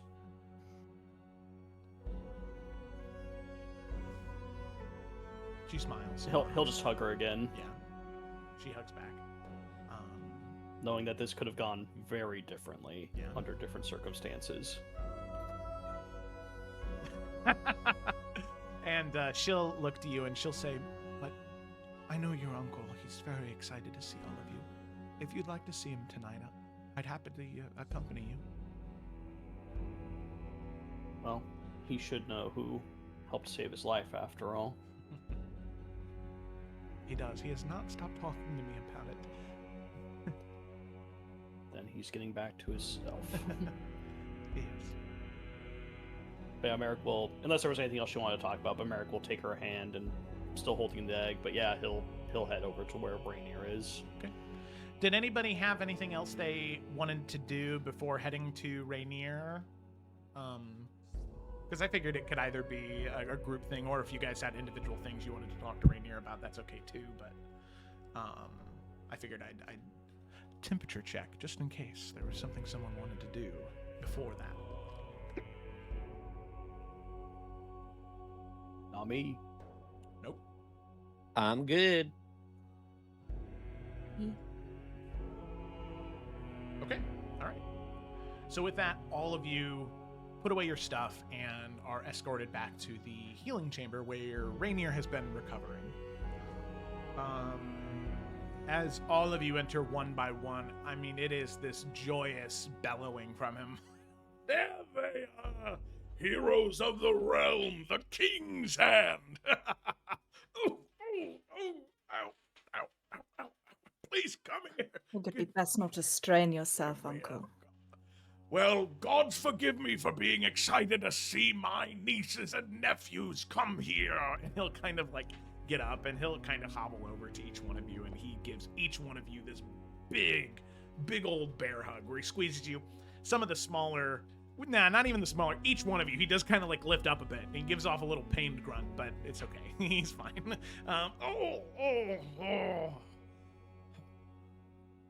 Ah, and there she is. The one who awoke me from my slumber, the Lady Solara. And I see that, well, Thanks, Gemma, for the joke. Well, Mama Bird Merrick, look at that, an egg you've got there. No, you can only stop being a falconer for so long, I suppose. One hell of a falcon will hatch out of that egg, that's for sure. How are you feeling? Like shit, but better, every day. I ache, I creak, I crack, but I can talk, I can move, and that is more than I had just a few days ago. prosthetics are all holding to him well. Doesn't seem like anything. Like I know he's tired Yeah. and like kind of weak, but it seems like they're all working as best as they can with him. Yeah, he does have an issue every once in a while he's talking, because half of his jaw was like gone, and now Yeah. it's like this metal prosthesis. And there is also this sort of like thrumming and like slight glowing and dimming of light in his chest where the Ryanite heart is kind of beating. It does have complications now and then, but no, I'm just thankful to be alive, truthfully.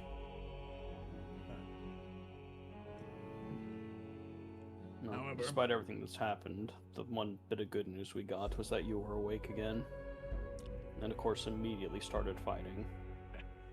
Well, fat lot of good I'll be. Aside from that, I think that was my one heroic moment for the rest of my my life, sadly. Wouldn't believe how much it took out of me. In fact, your Lady Solara here informed me that if I were to ever do something like that again, there's a very good chance that I could burn out the Ryanite heart. So, the age of heroics for Rainier Folkrest, I believe, have come to an end. But as I hear it, there is one very courageous knight that has filled my position. Please tell me you mourned the era of House Folkrest as the Sentinels, at least a little bit, before you picked my replacement, I hope? You have no idea. Now, they're big shoes to fill. I'm sure all of you made a good choice.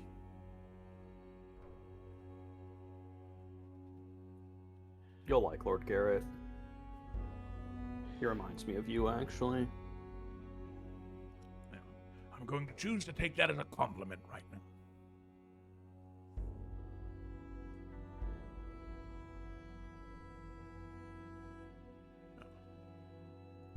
I am very happy to see all of you. There was a part of me that, I think I could still hear.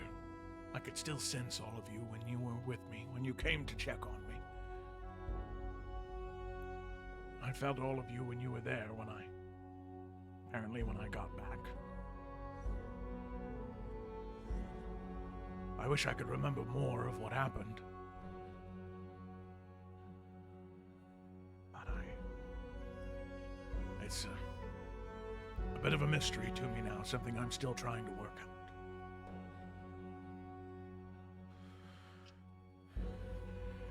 You surviving is more than enough. If you remember anything, it's extra, but for now, this is more than enough. We have our own leads to follow anyway.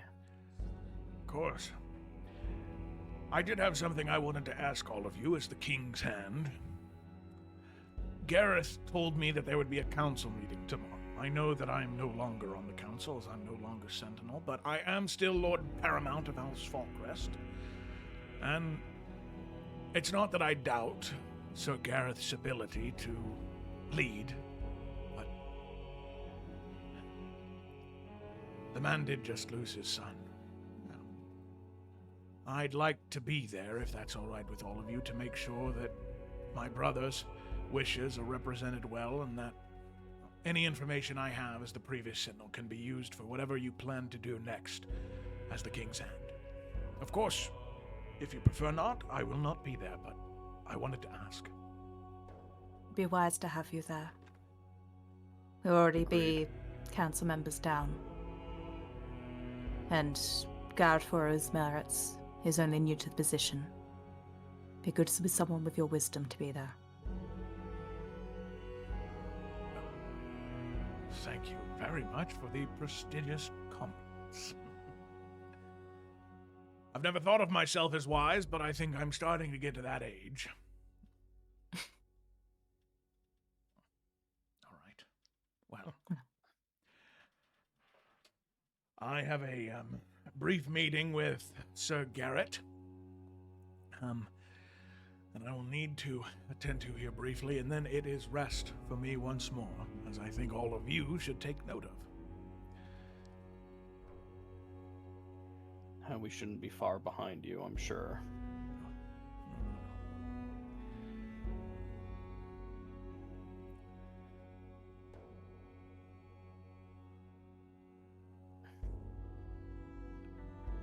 The only other thing I wish to say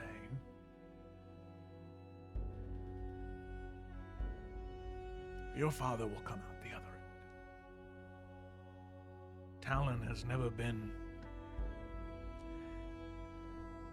He's never been one to succumb. I think that's the best way I can put it. It might be hard to see him this way now, but he'll get better. I know he will.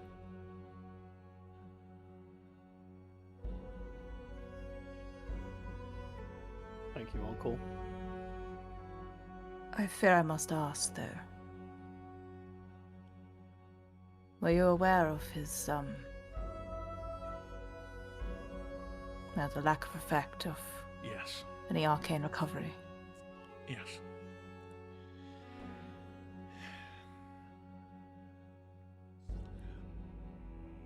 Is there any more you can speak to on it?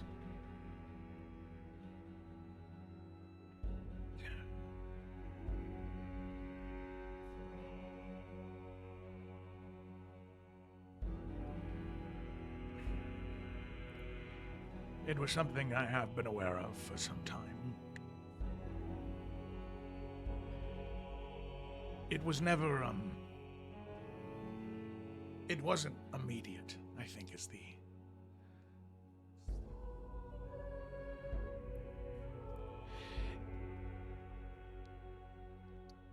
On the night of Crimson Tears,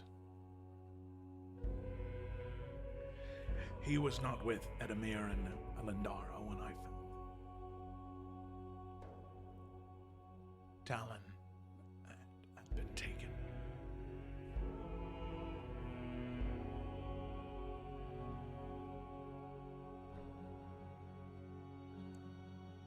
And eventually, when I did find him, he was screaming. The cultists, these servants of the King in Crimson, they were holding him down, marking him, scrawling these runes into him.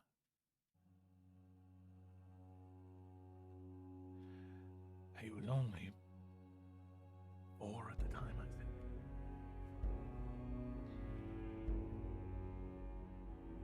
I stopped them, and I was able to heal him in that moment, but from that day, healing was less and less effective until he was about 15 or 16 years old.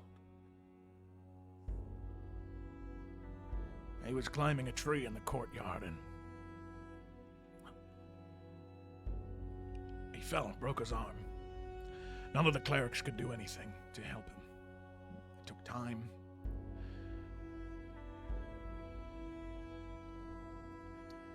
Elendara swore me to secrecy, afraid of what damage it could do to how people viewed her son if they knew he was marked. Was no one ever able to read the script? It's not a script of language. It was something that was found frequently over Dragon's End and Crown's Rest during the Survivors' Rebellion when Alistair Draven fell. It's a script that traces back to the necromancers of Varago, to the origins of House Falkre's heroic origins. Apparently that magic, that script, of their own creation, was what Draven used to rise to power. To ascend himself. It doesn't mean anything in the language we speak. It pulls on life and death. It evokes the tripariate essence in various ways. which yes, could have something to do with his inability to heal. I myself am not as studious in the ways of such things, but it's what I've always assumed.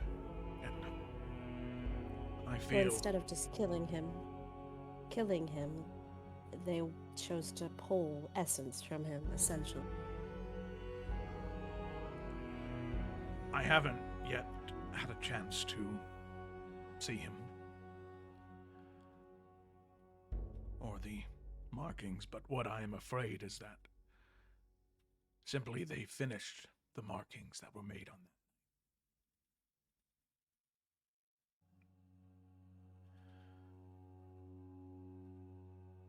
Now, there were few individuals who knew of this. The council members at the time knew, Endara's council, as well as several other individuals. I forget the exact names, but perhaps it's something I could find for all of you. Somehow, someone learned about those marks and used it to their advantage, I believe. To what end goal, I don't know. But it is at least... it's at least something.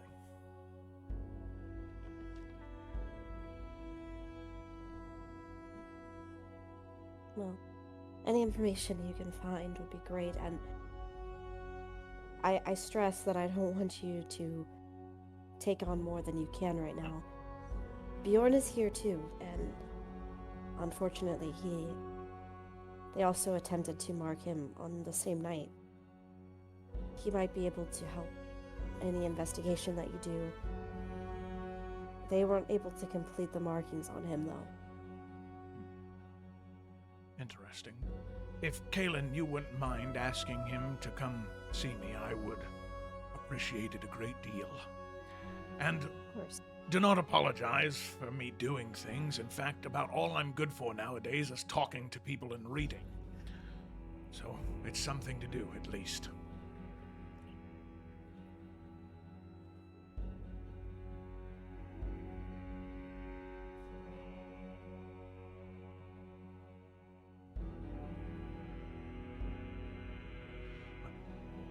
Please, all of you, get some rest.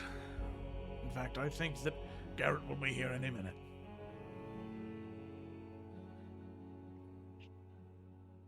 All right. Rest well, Uncle. If I may steal another moment of your time, I think there's also something I'd want to ask you. Of course. Good night, all of you. I'm very happy to have you home, even if it's only for a short time.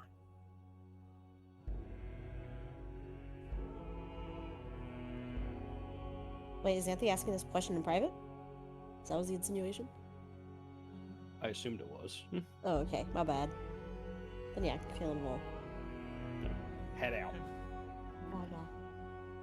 So with that, you and Rainier are there alone.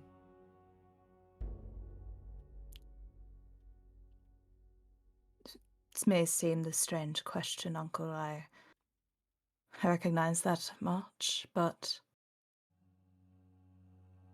it's been something I've been curious about. I learned some information about Elendar, about her actions on that night. That she made a pact in order to keep, well, what were her two sons safe that night.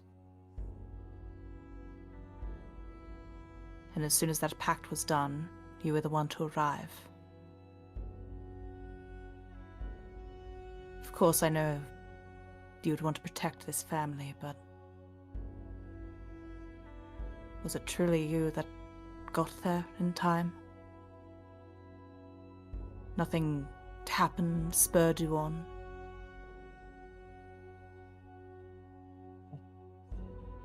I was simply in the right place at the right time. Thankful I was. I didn't know anything about this pact.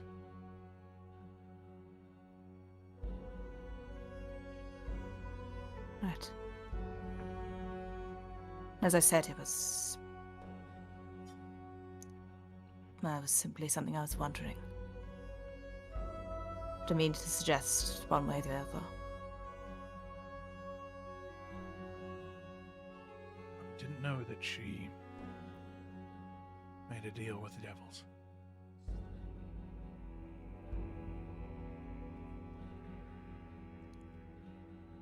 She did.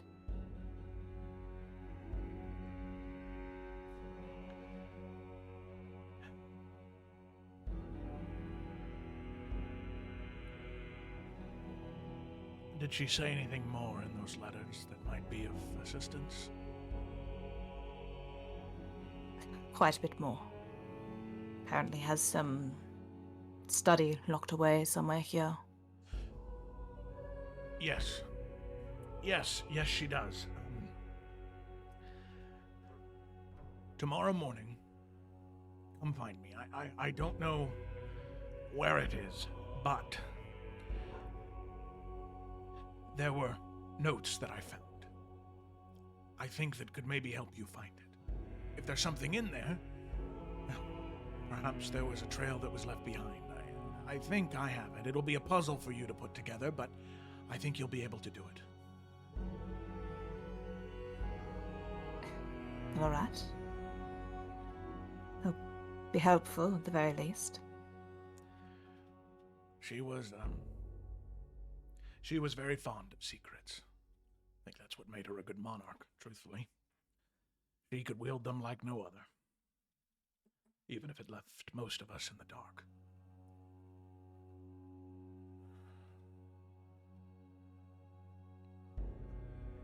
I think regardless, I am glad that it was your assistance that saved this kingdom than some devils. As am I.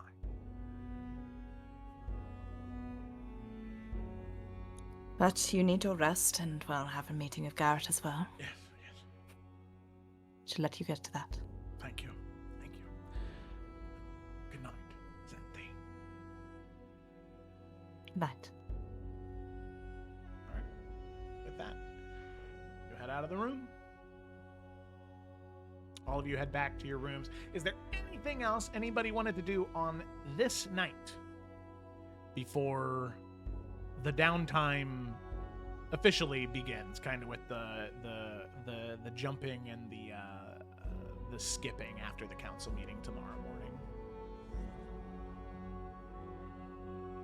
I'm good. No. No. Down our time. All right. Okay. So with that, we proceed to the morning of and the council chambers. I know it's been a minute. Here we are. since we've been on this screen in particular. But here we are. Do I have one for this? Oh, fuck yeah, I do. That's awesome. Oh wait, that's for when it's, there you go. Okay. So that morning, all of you wake up and there is a light drizzle of rain. A very, very, very cold rain that falls on Dragon's End and Crown's Rest on this day, as it is let me go to today. It would be the 21st of October, the day before Kaylin's birthday. Ba-ba-da-ba. Woo! Wait, isn't Kalen's on the 28th? It is. Oh, I got my. It's a week away. I got my shit mixed up. Oopsie poopsie. Yeah, you did. Wait, let me see here real quick. Did I put it down on my calendar wrong? Because I also had it here. Yeah, it's just the last of the month. October. Oh shit, yeah, I had it right on my calendar too. I'm just making shit up. All right, cool. I don't know why I thought it was the 22nd. All right. The council. That's Ellen Dara's birthday, though. Fun fact. Elendara's day. All right. Oh shit! About to start fucking raining here too. That's crazy. Yeah, the thunder is crazy.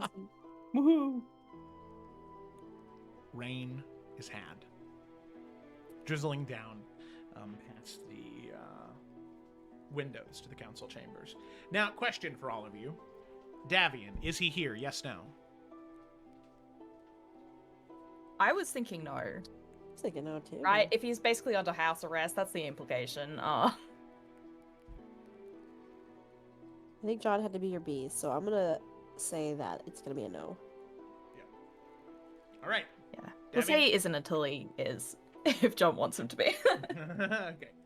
He maybe shows up late. Second time he shows Yeah. up late. He's stealthy. He starts talking. I was here the whole time. All right. So all of you gather. It is the 5 members of the King's Hand. Lord Regent, Gareth Thornfield.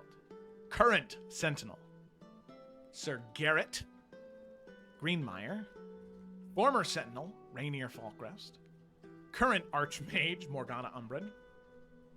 Envoy General, Alondra Malis.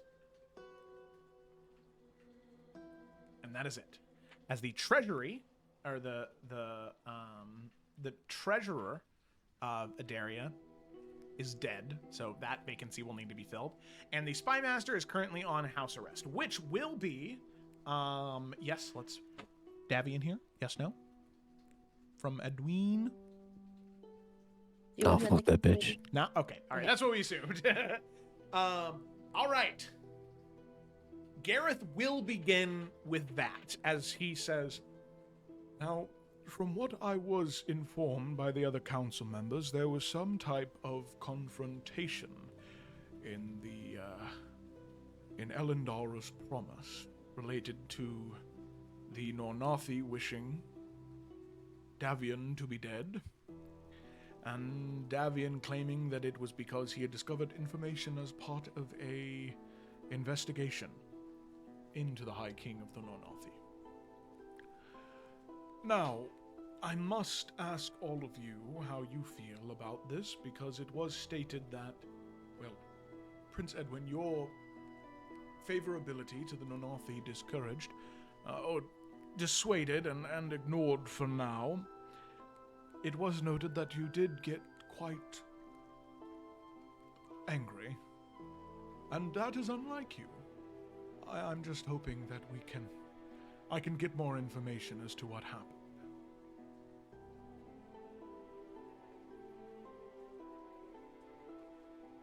Man, I'm in a real pickle here, huh? deep fried, motherfucker. Yep. This is Gareth, right? This is the Lord Regent. This is the 8-foot owlin. Ooh. Yep. No, wait. But everyone's Garrett or Gareth?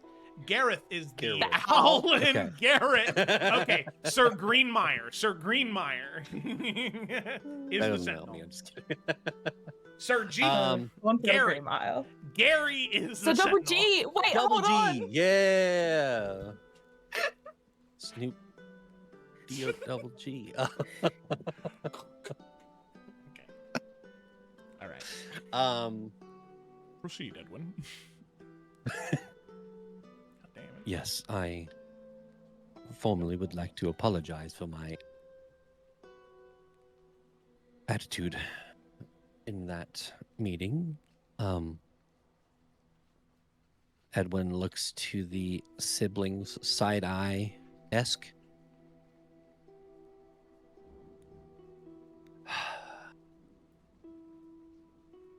I have information to believe, or an inclination to believe, that the spy master is lying about the Nornathi and why they have a plot against his life. And that greatly upset me, as you can tell my relation to them.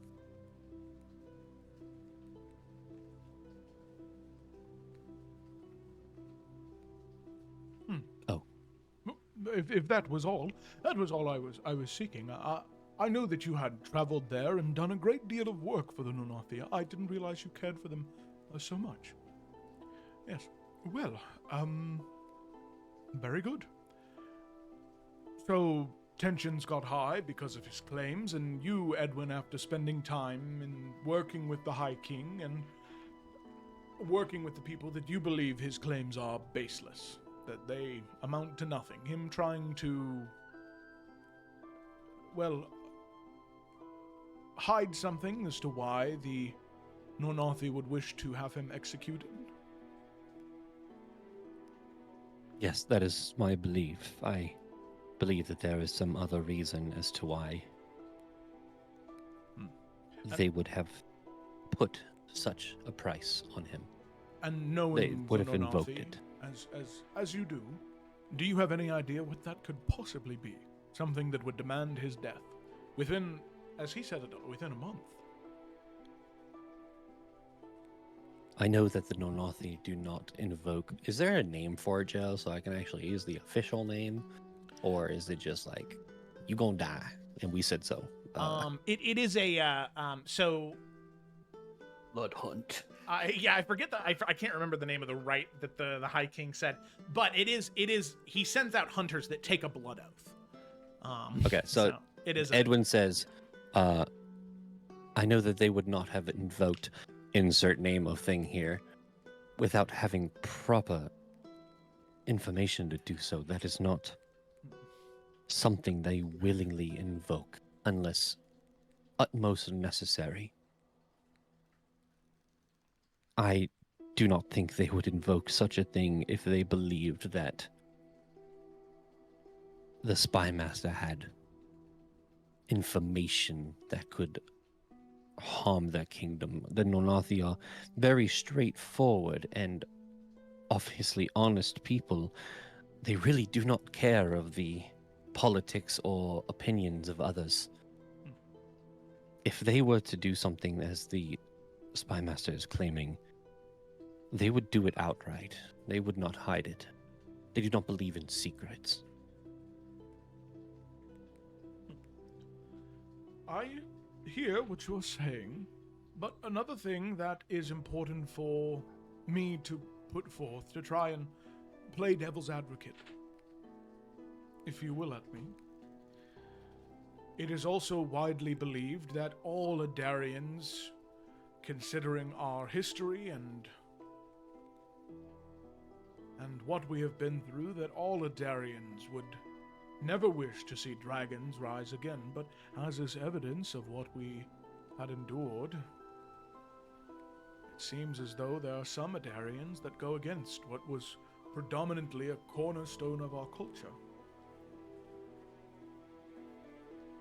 I believe you when you say that it doesn't make sense for the Nornathi to do such a thing unfounded, but what I'm struggling to find is a reason behind it. If Davian says he was investigating their activities and they are cultists, the High King included, and they discovered that, then that would make sense to make some type of blood hunt against him. Of course, I would like more information from the Nornathi's claims specifically, but as I'm sure you are aware, Prince Edwin, sometimes they do not divulge that information freely. I apologize, Council.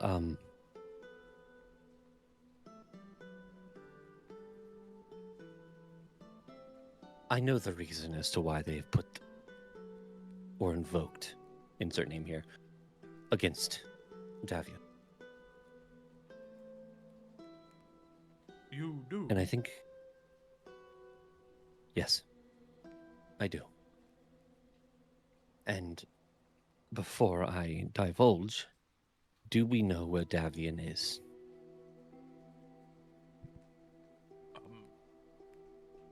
Yes, per the council and the King's Hand decision yesterday, he is currently being held in his room. And we are 100% certain that he is there now? I believe so, yes.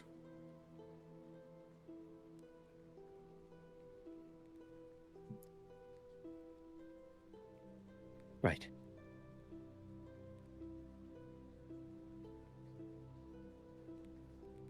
It is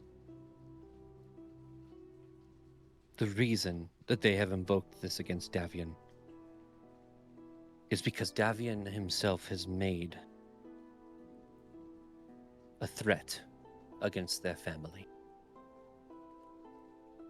against their lives, specifically against the High King's daughter, Astrid, and granddaughter, Freya.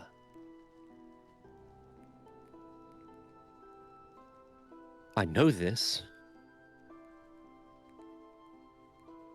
because he specifically threatened me months ago when I first returned. And he noticed that I was not pursuing the throne. He called me to an old church in, I don't remember the name of the place, and threatened that if I did not pursue the crown, then he knew where certain people were and how easily their houses would burn down.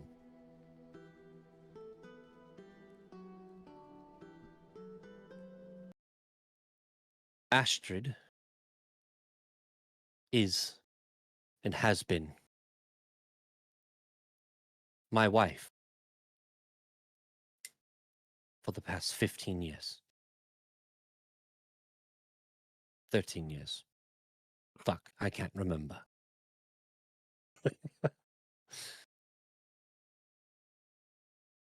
Where's Legend Keeper when you need it?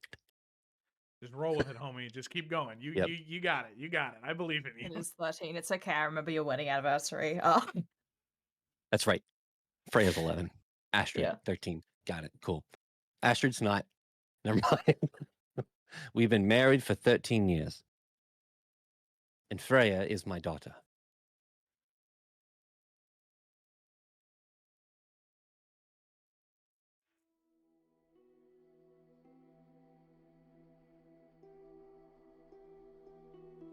That is quite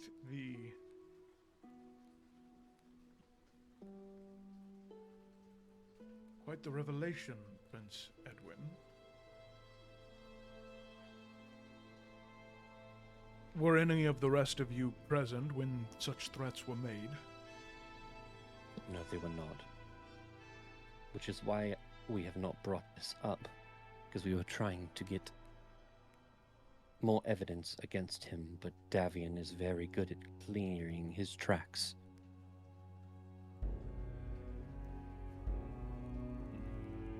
There was one individual that we had captured and is in the dungeons of Skyhaven, right? He's down there in Skyhaven. In Skyhaven, who was actively intercepting any correspondence to the Nonathi, specific to stop any of my messages from reaching my wife and child. But as you probably already know, like, you know, he went mad, didn't he? Didn't some shit happen to him, and now I thought something happened to him. The guy that attacked you in the store went mad. Kester's okay. Oh, yeah, you're right. Okay. Kester's just mad. Kester's just mad. True. He is mad, but not in the way that you would use that word typically.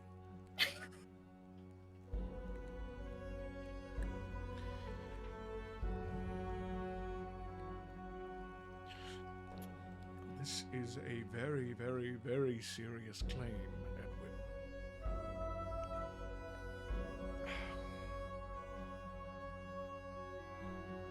As is Davian's claim against the King of the Nonathi, is it not?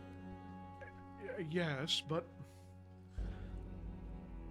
Davian's claims are things that he would present to the council, and then it would be up to the king or myself in the king's absence to determine what to do with said information. This is something that, if it is true, needs to be addressed immediately. According to the Concord of the Crowns, he is allowed to defend himself to the council. But it states he can be dismissed by royal decree alone. It is muddy if that is something that is permitted by the Lord Regent. Typically, that is something only permitted by the king or queen themselves. I would prefer not to overstep in my reach as what it might mean, but this is something that is very serious that I do believe, if it is true, needs to be addressed. And that is not out of disbelief of what you have told me, Prince Edwin. It is my duty to try and be as impartial and unbiased as a judge as I can in situations like these.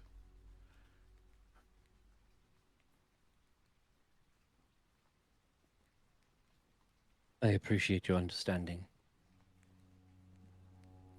and your opinions.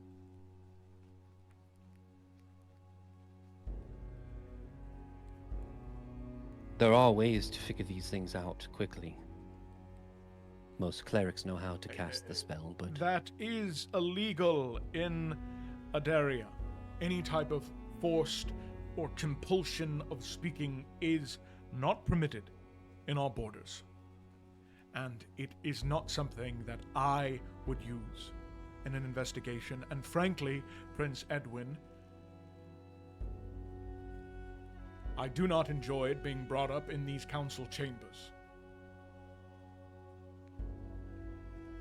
apologize. Your apology is heard. I understand your desire to protect those that you love. I understand that very, very, very deeply, Prince Edwin. But there are rules. There are laws we must follow.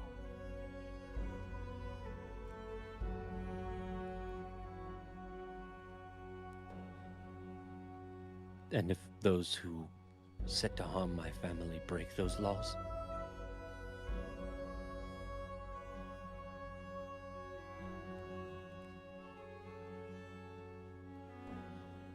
I am going to very politely ask that my prince does not put me in this way. For I would hope that, Prince Edwin, that you would be willing to understand that you still have your wife and your daughter to hold. So please do not push or prod me in that way. Thank you.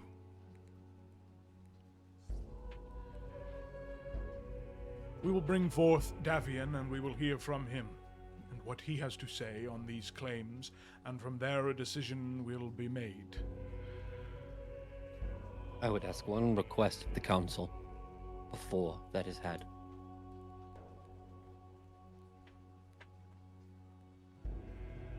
I would like to announce my marriage to the kingdom.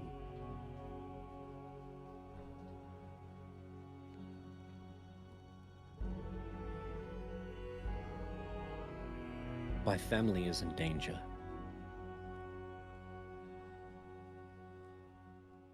And if the kingdom knows, that removes some of the pressure from them.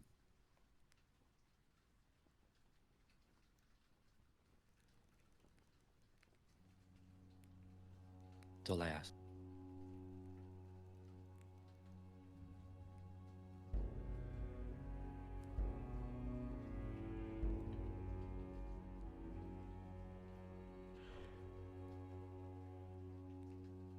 I suppose if it is given a week, there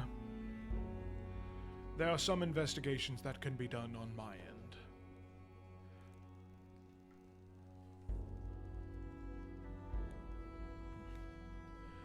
Very well. If the rest of the council that is present is permissible to it, I have no objections to that.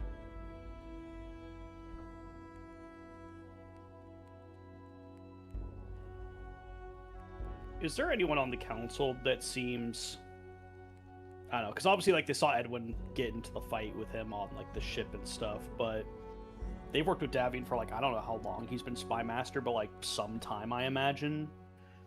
Is there anyone that has a look of, like, I don't buy it, like, it seems like there's more to this, like, just anything like that? Because Gareth's being very diplomatic, which makes total sense. I'm just curious if anyone else even slight kind of... Because, you know, pretty big accusation, so just kind of wondering where, if anyone's heart is on their sleeve or whatever. Yeah, I would say that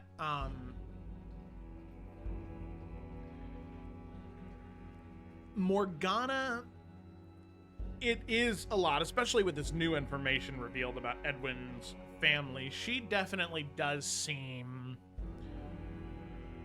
more, I don't know if frustrated is the right word, but the situation is very messy now, and that's very clear. Same with Lindra. She's also very, like, sort of looking back and forth between Edwin and Gareth, a lot on her mind in this current moment. Garrett, once again, is just trying his best to listen and follow, because this is a very intense political situation. Oh, buddy. You know? His first vote is going to be whether or not to remove a different member of the council. What about Rainier? Rainier can guide him. It's fine. Yeah. Rainier, who is present, will say,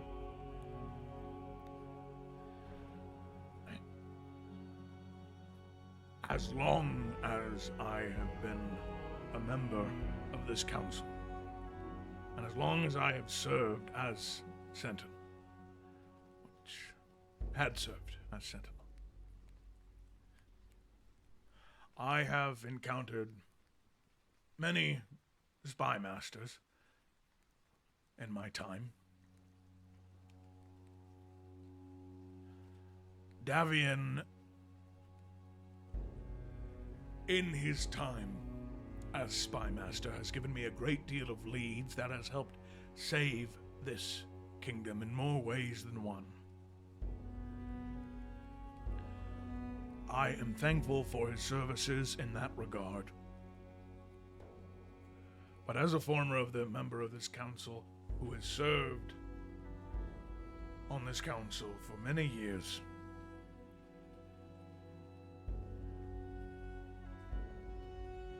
while I am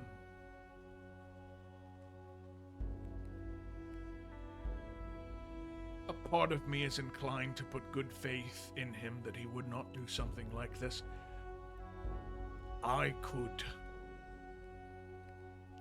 see him doing such a thing.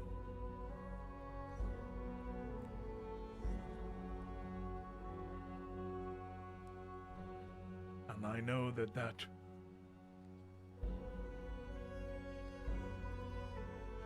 I have no say on whatever vote that this council makes, but I want it to be known that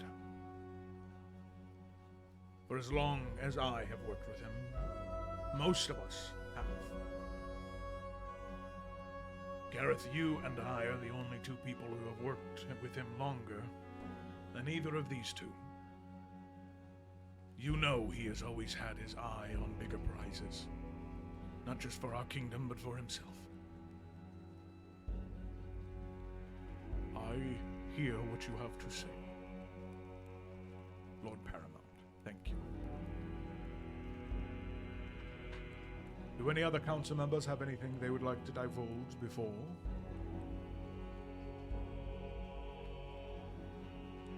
I think, Lady Alandra says,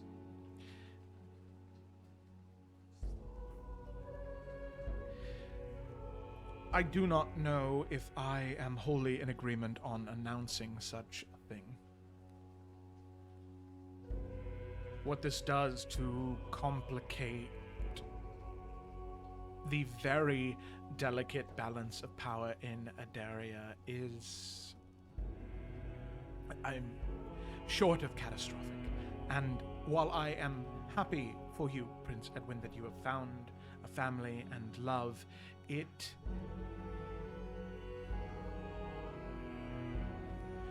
Many, many, many noble houses have been told as the reason that the eldest son of House Falkris could not marry was because he was a member of the cloth, and that was what he was swearing his life to. Many of those promises now, if that is announced, seem broken. Many noble houses will feel wronged by such a thing. If that is to happen, in order to right some of those wrongs, other pacts of marriage most likely will need to be made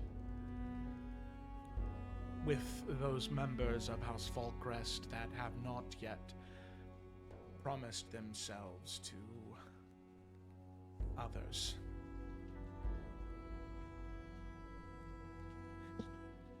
Excuse me?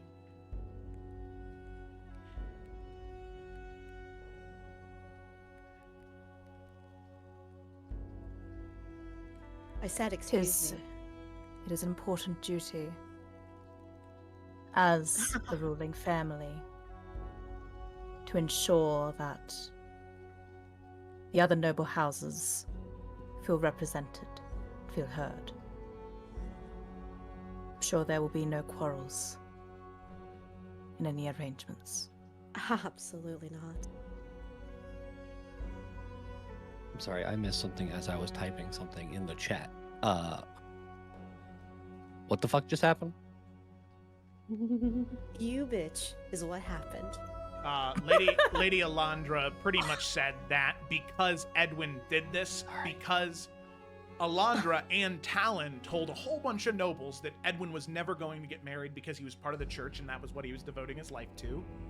Mhm. All of that looks like a lie now to cover up Edwin's marriage for the past 15 years.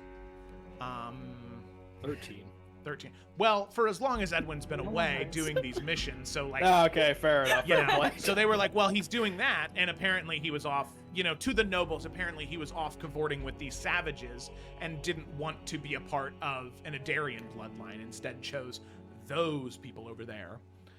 Whoa. So that is Let's just take some what, emphasis that's off what those. Alondra is saying. Yeah. That is how people will perceive it. She has not divulged how she feels about the situation other than how hard it makes her job.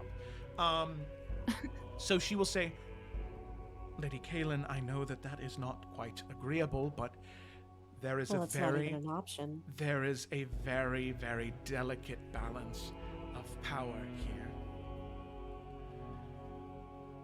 Talon is king. House Falkrest is the ruling family. But 15... Understand, but my life is also my own life. And I will choose to marry and choose not to marry It when is I team not it. like you would be sold like a pig at auction. No, you would have choices. You would have many suitors. It would be your choice, but it would need to be a promise that is made. Solara and Lady Solara and Prince Merrick, that was something that was not necessarily forced upon either of them. It was something that seemed agreeable between both parties, and should either one of them at any moment have any reservations, it's always open to a conversation. Always. Would Well- anything come from that conversation? That is unknown in this current moment. But nothing is set in stone, but some type of gesture of goodwill to these houses that feel very wronged could go a very long way. I don't care how they feel. I am not marrying anyone without my own consent. It is something that will need to be thought about. Kaelin is Considered. not the only unmarried Falkrest. This could be dealt with later. It is not the point of this meeting. Yes. Caleb may looks I at Xanthi remind- in surprise, like, oh shit, you want to just get married, queen? What the fuck? And may I remind the council that I am a bastard? There should be no reason as to why this needs to happen. I am not fit for the throne. I'm not able to have the throne. Why does it matter? Edwin, Prince Edwin, I'm so very sorry. I know that you might think so very lowly of yourself because of your low-born birth, but I must remind you Oh, born bird. that your father is king. It doesn't Who's this matter. talking right now? Alondra. Okay. The envoy general. It does not matter if you think that you are not worthy, you are not fit, or you are not eligible for the crown. You live in Dragon's End. You are a descendant of the royal bloodline, even if only half of it is noble Adarian. Your potential marriage has a great deal that could profit the kingdom and your house. That is what is important. It does not matter that you cannot sit on the throne, or that there are people that think you cannot sit on the throne. What matters is that your marriage has value. And now, while I am very happy that you have found love and a family, it is of no value to the very fickle power balance in our kingdom. That is all I am trying to say.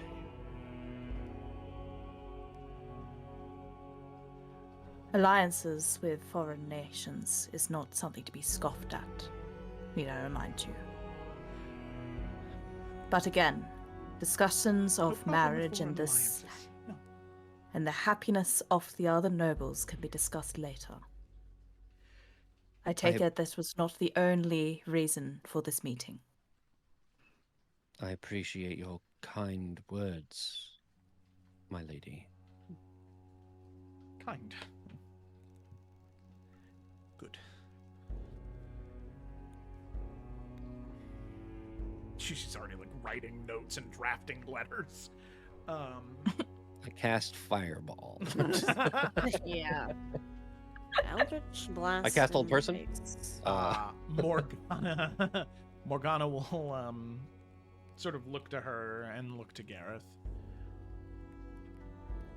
Davian spends too much time snooping around my tower, my books, and my belongings. If he were removed from this council, I would have no qualms with that. And if we are on the subject of marriages, there are several young men of House Umbran that I think could make a darling husband to any one of the three of you. No. But thank you. We can talk more later. No. But thank you. Davian has always been one to snoop, unjustified, even accusing me at times of keeping secrets from the king. What he does not and never understood is that some things I discover are for the king's ears only, not for the council.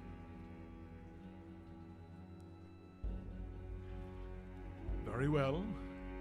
I hear, and I will take this into account on top of other investigations I will look into.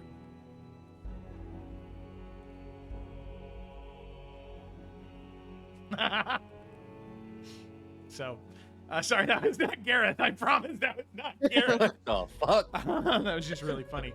Psych! Oh my god. Garrett will go. I understand that I am new to this council. That being said, Davian, in the short time that I have interacted with him, has given good information. And it did help us find several cultists within Skyhaven that night. So, I at least have reason to believe that he's not entirely selfish. That being said, I did have many conversations with the Nornathi in my time in Sky and Sea Haven. And from my own instincts, I don't believe any of them would be capable of such things. So, while I am inclined to believe that Davian is not an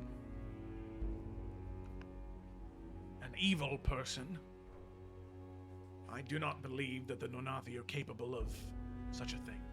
At least the High King.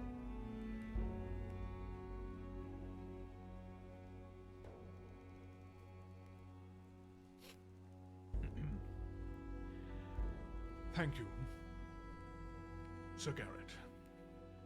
As I said, it will all come together, and I will have more investigation done, please. If I just think it would be best to have a small amount of patience, because at the end of the day, if, and I believe, Lord Paramount Falkrest, you would be willing to agree with me on this, Talon, the king, he would never force his son to dissolve his marriage and renounce his daughter. That is not an option. Myself, nor Talon, would find that as the proper solution here. And it seems as though, as long as it is a secret, they are in danger. So as difficult as it will make your job, Lady Alondra, it is still your job. You will find a way to mend the wounds it may make. And hopefully I will be able to discover more into Davian's nature and what he's been trying to do. Davian is not the only one with spies and eyes and ears.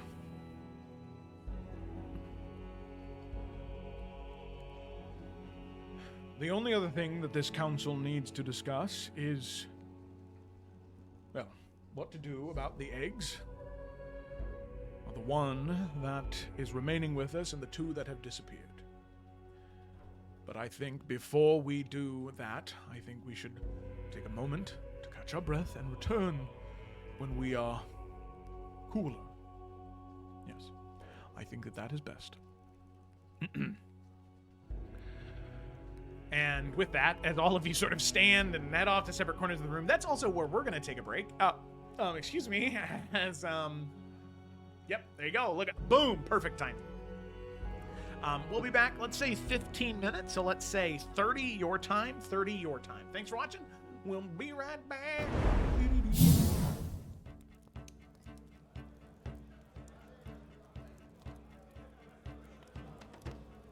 And he will give a very low bow and he'll head out. As the door shuts. Oh, that kind of sucked. Yeah. Did Sandy like Victor? Unless you do a little clappy clap. But does she like him? He's a boyfriend. He's not bad with that. She has a situationship. It's not the same. Oh, yeah. Okay. Yeah. She hasn't said yes yet. It's long distance. It doesn't count. Damn. All right. And that is John's real opinion. You heard it here first. So, there is Gregor Flip Barrel, who is in charge of the cellar logistics, making sure that the food and board is good here, and that everybody has everything they need to eat. If there's any guests that are coming that have any dietary restrictions, making sure that those are there. There is Vitala Duskrun, who is a halfling. She is the keeper of the vault. So it's her job to keep track of everything that she has record of that has ever been stored in that vault. And anything that you store in there as well. And that record is something that is stored on her person. And it is private and only shareable with all of you. Blocking the road, don't move. You can see, or you can hear Sir Otis say, Sir Landor, if you would, please.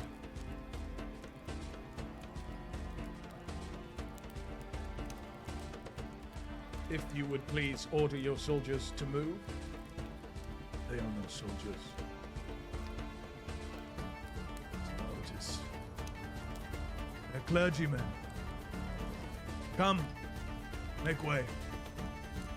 Allow the Lady Paramount and the princes and princesses to travel free. with that, the soldiers split. And the caravan moves, creaking forward. As all of you looking out through the windows, you can see the clergyman turn about face. How many for run? I know the other people. You're the only one on camera. I know. The other ones need to use their voice. Let's get back to the horses and kind of see how far we can get from them, and go from there. That's what Kayla. Yes. Okay. She's basically gonna be like, you know, I'm here as a representative of the, you know, the king's hand. They want to meet you, but I'm here to ensure that, you know, we can come to an arrangement on how to meet safely before they actually show up. Meanwhile, sneak. There we go. Okay. Got it. You got it, Joe? I hope so. I fucking don't. Well, I don't know how long we can actually keep you away from her. But we need to come up with some sort of business. What, do you want me to think of everything? This is your plan. I figured you'd see it through. I just came up with it. I didn't know how to actually execute it. Okay, let me think.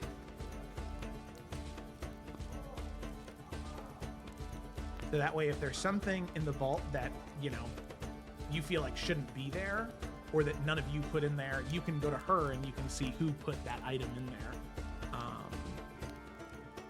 And Could you send us a list of all the names? Yeah, that would Yeah. be Mhm. helpful. yeah, I got you. And then finally, there is Gravana Windmere, who is an elf who is the steward of guest relations. So anytime guests are staying, she makes sure that the rooms are clean and proper, and that anything they need is taken care of. So if you have a lock-sitting guest coming over, she'll make sure that an extra large bed is put in the room to accommodate their stature. Amazing. Falls off to the side.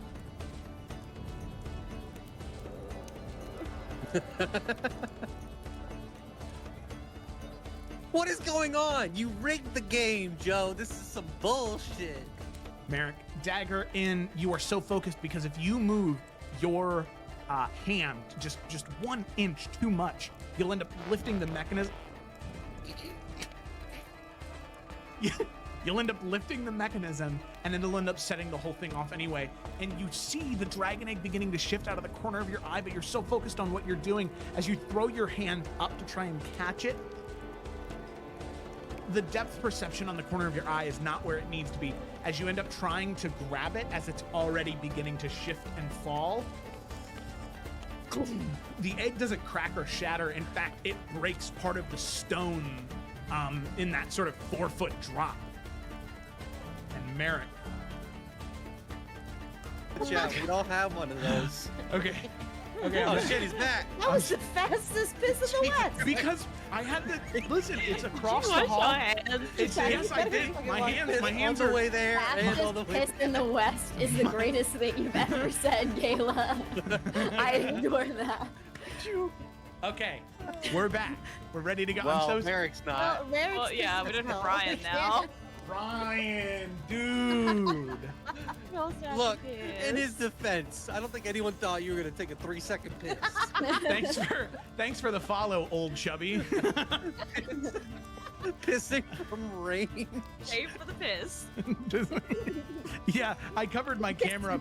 It's just right across the hall, like right past that door. So in the frame, I was just look, mom, no hands. Were you just at your office door? Yeah, for sure. Yeah. Anyway, Oh my God. Kobe. That's so funny. I haven't changed the name of the Cloudbot yet, so it's Solvis Emerald is the name of the cloud. I did see that. I noticed that. Yeah. He's still in the ether somewhere. Good. Still have All right, it's not changing. That'll be the All right. remnant of the past Yes. campaigns that exist still. Yeah, I think that's funny. I like it. He's in charge of this cult too. I'm gonna lose my shit. Dude. I thought we killed you. Could you imagine? I was like, Somehow, Solvis Emerald returned. We've played these games We before. was He Dark can't Kingdom. keep getting away with it. Here's the thing, okay? Because listen, why would I lie about what I'm about to say? Yeah, that's the first question you gotta ask. I rolled that first one, right, with advantage. Okay, so I'm rolling 2 dice at the same time, in case you're not familiar with the rules. The first one was a natural 20, and you said I'm gonna use my inspiration to make you re-roll that. I re-rolled the 2 dice again and rolled another natural 20, and I went, now he used the inspiration. Let me re-roll, and then I rolled it a 3rd time. Give him the damage, Joe. What's it Come like on. being God's Why did you favorite, tell Joe? that story? Why did you tell that? Because What part of that was supposed to make me feel better about God's the favorite. situation? I didn't matter. fucking need it. Fuck off. Get Get fucked. fucked. What? Nice seconds level spell, loser. Get And fucked. then I want to take my wind if I may. Let her win, Joe. Let me breeze it up. Breeze it Deepest up, fucking breeze it breath up. There of you ever go. Yeah, breath. Xanthi, you can feel the wind begin to compress around you, forming this shield, trying to hold you in place.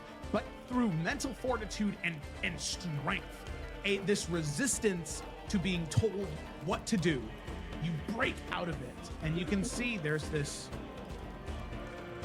impressed look on his face. He smiles. He's not taken aback. He's not in fear, but he nods and says, That's what I expected from the likes of someone like you. Impressive. all right. Reiterate plans so we're all on the same page. Merritt, Yep. with 2 other guards, and Fiddle in his pocket, looking around. Via is going to infiltrate into said place and attempt to pull lever to open door. We, the children, and some guards are going to be standing off to the side hiding, while another envoy goes up to the front gate. And no, we're just all hiding. No. There's got to be the envoy of, I think, captain and maybe 3 guards, just so there's more with us. They're going to be going to that exposed like wall entrance, and they're going to be posing as an envoy. Because we want where the conversation to take place not be near the gates, because otherwise that makes it way harder for me to sneak up to where the lever is if everyone's gathered there. Okay. Yeah. And Kaylin's going to do Plan. some talking. Go check out Party Loot. And if you don't check out Party Loot, you're a bitch. Whoa. That's the tagline. I'm going to change the motto. Nah. This is my first sponsor. Fuck you. Check out Party Loot. You don't chew big red, then fuck you. We need to go the Ricky Bobby route of sponsorships. It's not my favorite movie. Propane. It's Christopher Nolan's favorite movie. Pretty fucking good. Party Loot. PartyLootApp.com. www.partyloot.app.com. Yeah. Future sponsors are gonna watch Just this go clip and find go, Jesus Christ. We're gonna get sponsored by people that like have no business sponsoring a D&D stream, like like never mind. Don't say it. Don't say it. Don't say it. That dragon? Yeah. places that just don't care. Like, yeah, man, do it. This we Eldritch got Blast. We got a hex. And an Eldritch then Blast. just- Give him that Hopefully. Warlock 1-2. Oh baby, let's go! Our first natural 20 of the game. Congratulations! Kayla, you were destined to be one of the first natural ones, and you rolled the first natural 20. How do you feel right now? Which is Last one of the crazy game. because with Hex, you crit on the Hex damage and on the Eldritch Blast, so those 2 This guy's damage so dies are dead. maxed out. So Oh, what's the shit. what? Everything is fine. Make a deception I check. promise. Make a Why'd deception you check. say that? Kaylin wish is she could do it better. literally like rubbing her temples right now. Also, if we're going back to Rosemont, we don't need her to do anything anymore. Oh, Kaylin is really rubbing her temples. Oh, Oh, no! no.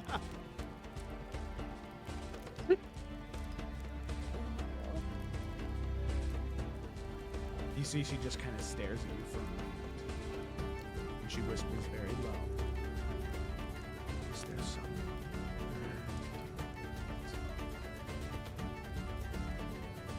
No, no. It's just us. There was much to discuss. With that performance, and was like, no. This game fucking hates me. I've rolled 2 dice today. They both This are 1. What this is happened? not Edwin's session Edwin, did you today. forget to put your glasses on today? Yeah, they were I broken can't from the see fight. without my glasses. You know, I was thinking about this. It's dark in here. I'm a human. I can't see. Oh, I here. was wondering what you were looking for. He's just will staring at the wall. Thea will cast light and Oh. then start looking around as well to see if Oh. there's any funky, dory, booby trap. There's a wall right there. Turned around. Make an investigation check. Alright, Oh my god, Edwin has light too. bro. You know, it's like the music's too loud. You can't see. Edwin, it's clearly. not it's not super dark in here. There is sun begins to set. Takes a half day to get there. 500 feet away from where the keep should be. You tie up the horses, dismount, travel by foot.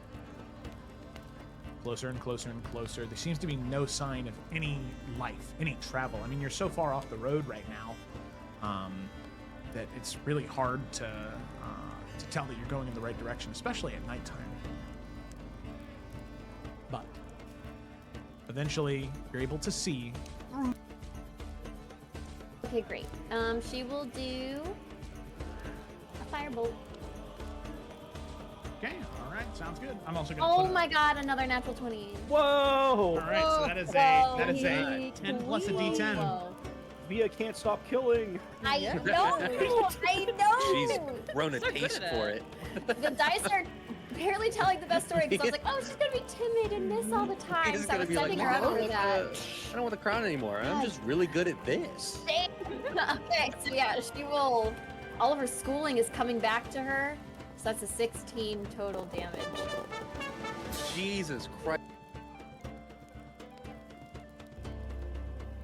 A voice that echoes. Weak, feeble. Please. Please help me. And you feel that voice emanating from the far left side of that altar, from that emerald egg. The others don't speak at all. You don't feel anything coming from them, but from that emerald egg. Actually, Princess Octavia, that's something you might be able to assist with. I have a dealer who can procure chimeras, which would be quite the spectacle indeed. However, the creatures themselves, while they are a plight on some of the farmlands of Elysia, they still do need approval from the Praetor to be taken from the lands, to be used in something like that. So, Octavia, if that's something you feel comfortable with, it'd probably be more coming from his granddaughter, technically, as opposed to the Chancellor of the Treasury.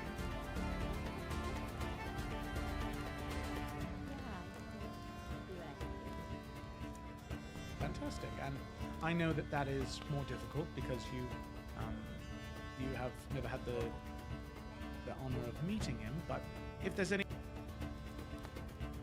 Guys, No, Via, no. it's up to you. No, No, Via. he ain't getting away. Come on, Via.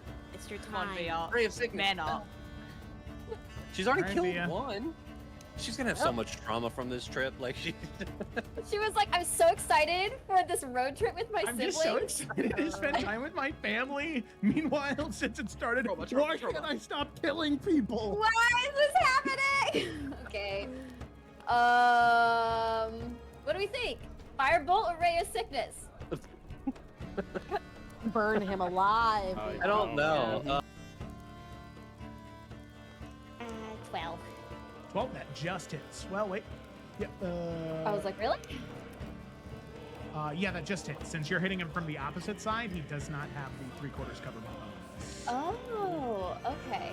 All right, Via, you've surprised me. 6 points of fire damage. 6 points. He is dead. Via just looks at her hands. Oh my god! What is her death count? Kills at everyone. I was about to say, Yeah, Via might have the got- highest kill count I right think now. so. You got double the kills of anybody. Oh my honestly. god! Yeah, she just looks at her hands and then focus back at the fight. Here we go. Kaylin's whole outlook on her is about to change. Kaylin's like, I can work with this. Darian Watch is going to move. +2. All right, 24. And he would give a Good very low bow. And he'll head out. As the door shuts.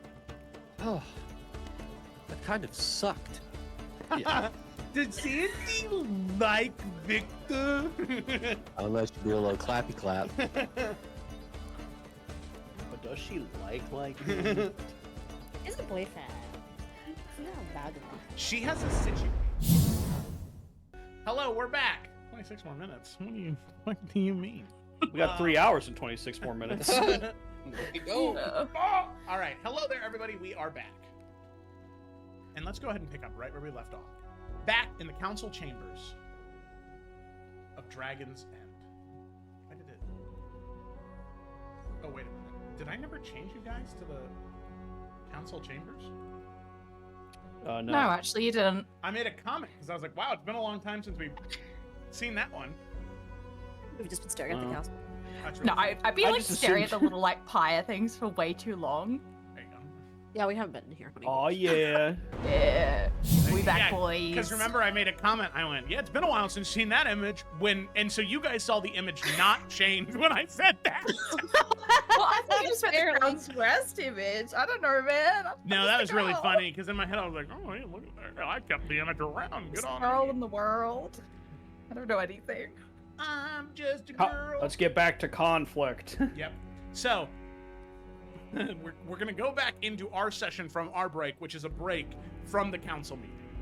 So all of the children, all the King's Hand, all the various council members, they go off in various directions. Some of them leave the council chambers for this sort of like 30-minute recess before they continue on about what to do about the egg and any other information you guys have related to whatever you've gathered in your time that you've been gone. During that time, eventually, Xanthi and Kaylin, the two of you, how do the two of you get each other's attention? Or one of the two of you, which one of the two of you would seek to have the conversation first, do you think? To like intercept the other one in sort of private corner of the room to talk? I mean, Xanthi was ready to do it like as soon as they were adjourned. Same. I don't know what Kayla. Okay. Okay, Scissors, so paper, rock. Oh. So both of you stand and look at each other at the exact same time, like robots, and you both head off to a corner to talk. Well. Okay, yeah. Kaylin, just dead serious on her face, and she's just gonna say, Xanthi, I understand that we have our differences, and I understand that sometimes we strongly dislike you. But I genuinely need to know your honest opinion. You can't seriously be considering letting someone decide a marriage for you.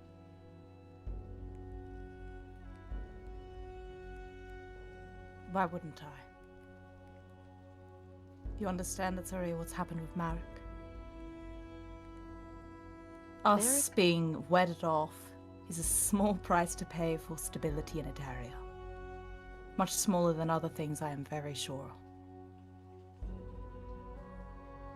Merrick loves Solar. I think that's a big deal. And how familiar were they with each other when they first met? When the arrangement was first made? I wouldn't discredit the fact that Marek has been done what he can to ensure that the two of them get along, and I'm sure that Solara has in turn. Okay, let me come at this with a different direction. Don't you love someone else? These marriages don't have to be for love, Kaelin. That's not their point. Kingdoms don't care if we have happy marriages. They care if we have successful ones. And what do you care about? The stability of this kingdom. I mean, how many times has our father been married? He's been in love every single time. And again, do you think they were married or arranged first, or in love first? You'd be willing to give up whatever you had or have, or whoever has your heart, for something that is arranged for you. When has Xanthi ever given over such power to someone else? I'll always do what is right for Adaria. I've always given myself wholly to that purpose. You're the strongest person I know, Xanthi. And it upsets me to see you crushed under this. It's not being crushed. It is a necessary thing, Kaelin. If you are married, it's not like you will not have any say in who it is. That's not the point. Then what are you looking for? I was hoping for some solidarity.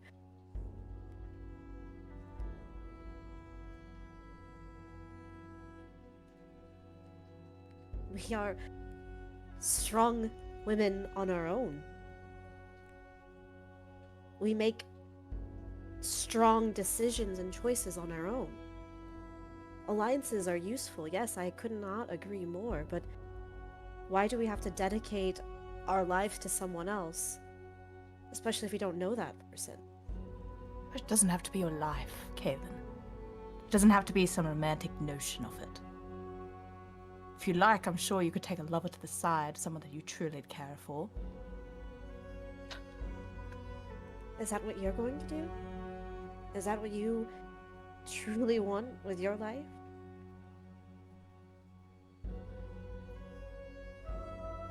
I have a feeling this conversation isn't exactly about that. If you do not No, want to get married, then we can stave it off for some time, but it is only some time, Kaelin. It is still a responsibility, one all of us have.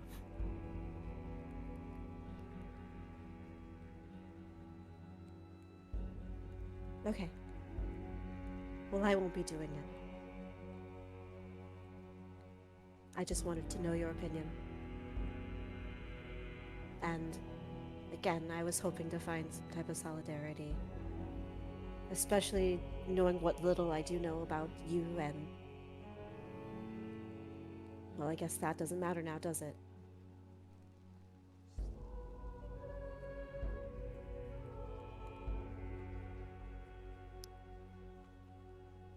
If any of the houses do come, if any of them are displeased and angry, if you will not marry, it will be down to either Octavia or I. Octavia is still young. I would have thought you would at least want to spare her at least some years from having to make any decisions. And if you will refuse it, then I will do it. I'm sorry. Sorry you would do that. And Kaylin doesn't have anything else to say. Okay. So with that, few more minutes, 10 or so pass, and the council reconvenes. All of you take your seat at the table, and Gareth looks to everyone present and looks to you, Merrick, and says, Well, on to other matters then. That of the dragon eggs and the assault on this keep. Many lives were lost on that day. Many noble Crown Claw knights. My son. And I fear for the safety of our kingdom, most importantly, 2 of the dragon eggs were stolen. The red one and the ruby one and the obsidian one. Luckily, thanks to the efforts of the Lady Solara and Lord Paramount, Rainier Falkrest, the emerald egg was saved, which, Prince Merrick, you seem to carry in your possession now. I thought it prudent to bring, given what we were going to discuss today. Yes. Since then, has the egg shared anything with you that you believe pertinent before we continue to discuss?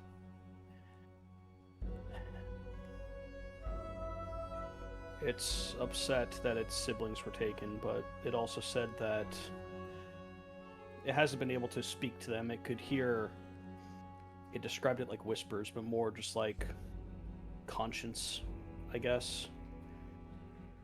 But the night of the attack, it seemed like the 2 that were taken were happy. It felt like they were being saved. But Green knew that working with these cultists, it wouldn't be freedom. That's why it begged Solara to get it out of there so it wouldn't be forced to do something it didn't want to do.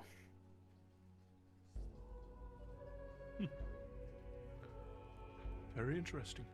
Solara had said a similar story, but I'm happy to know that the egg is telling both of you the same things. It has been confirmed that it can hear those that speak outside of it, correct?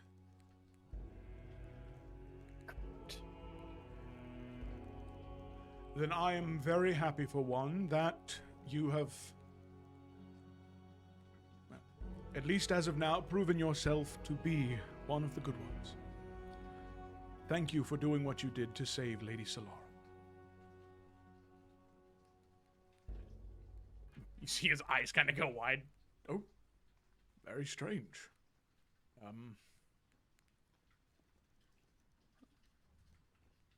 It said, thank you. Has it always been able to communicate with others like that? No. Only when I am near it, apparently. And I believe it's gained more strength since it was first brought here. Had it been able to speak, it wouldn't have relied on me the first time it was brought forward when, to be frank, it begged for its life. Very interesting. Oh. It seems as though it's in good hands. So, that leads us to what to do with it. Was there any conversations that all of you had with King Talon before returning here that we should be made aware of in terms of what to do with the eggs when they hatched, and whatever the next steps are after this attack? I spoke to Talon a night or two before the end of the festival. Originally, the plan was that we would announce Green at the very least to the people. It would travel with the King's Hand, to have it be more of a presence, something that we weren't hiding away, to show that it could help the people with whatever task we were assigned to at that time. During our final conversation, though, my father and I discussed that it would be better to tell the truth to the people, to let them know that Green was bonded with me, specifically, and that my siblings, my fellow members of the King's Hand, they would all serve as those with oversight, necessary protection, should things go wrong. And this is something that all of you are comfortable with? Yes. I agree to it. And seeing all the rest of you kind of nod, I'm assuming nobody's saying, actually, no. Fuck you! I believe the dragon should bond to me. Yes, sorry, I was talking to Jacqueline. Sorry. Yes, Okay, good. No, you're good. You're good. I just wanted to double check. she's going to get milkshakes. So. Ooh. Can I have one? Hey, I'll hey, take one as hey, well. tell her to pick one up for me, huh? You're too cold, more of a- Gemma. He I'm said more you were of a too malt cold. guy. You can't have a Oh! milkshake. It's never too cold for ice cream, though. That's true. That's a fact. All right. Science. So, Gareth will nod at that. Very well. I have no disagreements with that. I think that making the dragon public is something that is necessary, considering what transpired that evening. Since it seems as though the Crown has been accused of keeping a secret, one that we were,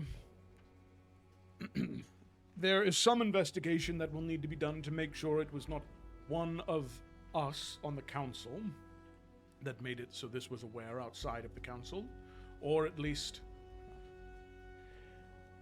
there is a small chance that it could have been one of the Crown Claw Knights who was guarding the vault. But those that were guarding it have now perished, so there is very little we can gather from that.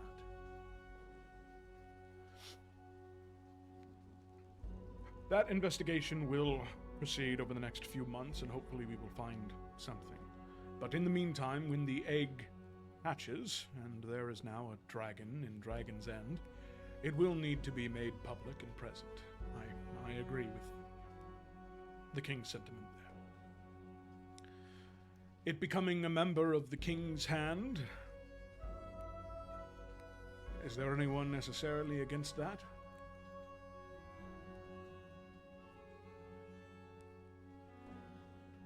No. No.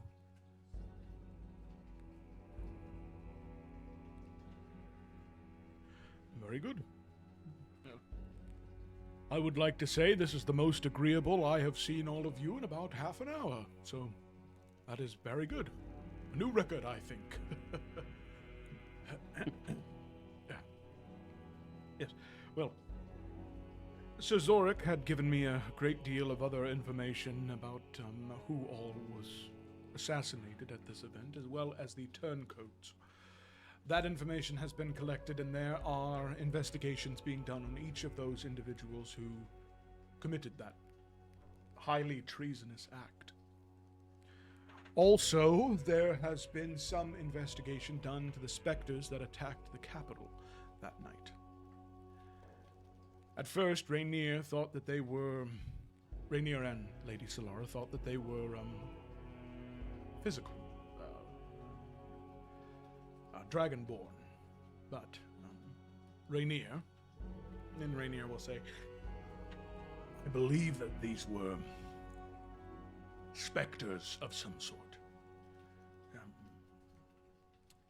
Planar interlopers. At certain parts of their body, you could tell they were as hard as dragon scales, but at others they were wreathed in black smoke, crackled with red lightning. whatever came to get these eggs, they were not of this plane. At least not originally. Or they were imbued with something extraplanar. The only thing that I have ever seen close to this was a mission that I went on that took me to Maldoris.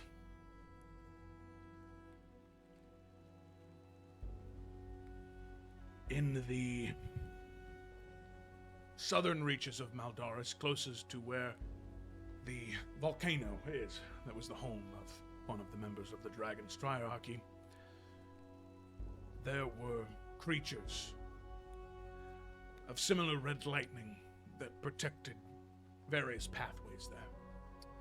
I was able to secure the individual that retreated there with no ties to it, just thinking they could find safety there. So, I believe that whatever this is tied to the Dragon's Triarchy, and it must be tied to something in the Maldoris. I believe, at least. Thank you very much, Lord Paramount. In terms of other information, we have very little as to how they entered the keep and how they left. If they are these multiplanar interlopers, that would explain at least part of it. But Crown's Rest is meant to be protected from such interlopers.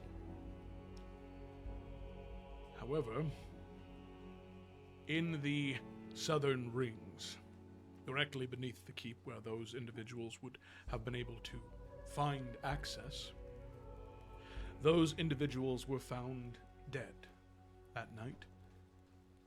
Which means that whoever let these creatures into the keep is someone with a profound knowledge of the arcane locks that would allow an individual into Dragon's End.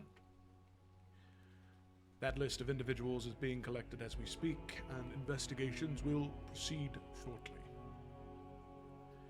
Are you assuming that it's someone internal then?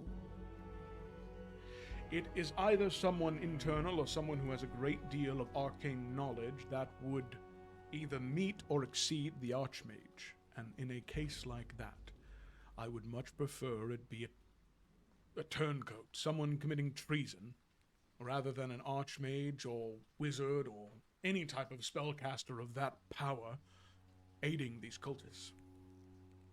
So, as strange as it sounds, I will hope for treason in this moment versus the alternative. Given what happened in Skyhaven, a traitor also just makes the most sense given what we've already seen. Yes, I agree. But I believe I am not the only one who has information to divulge. I received word from Sir Zorik of what transpired, but I feel as though there is other information that all of you gathered in your time in Sky and Sea Haven.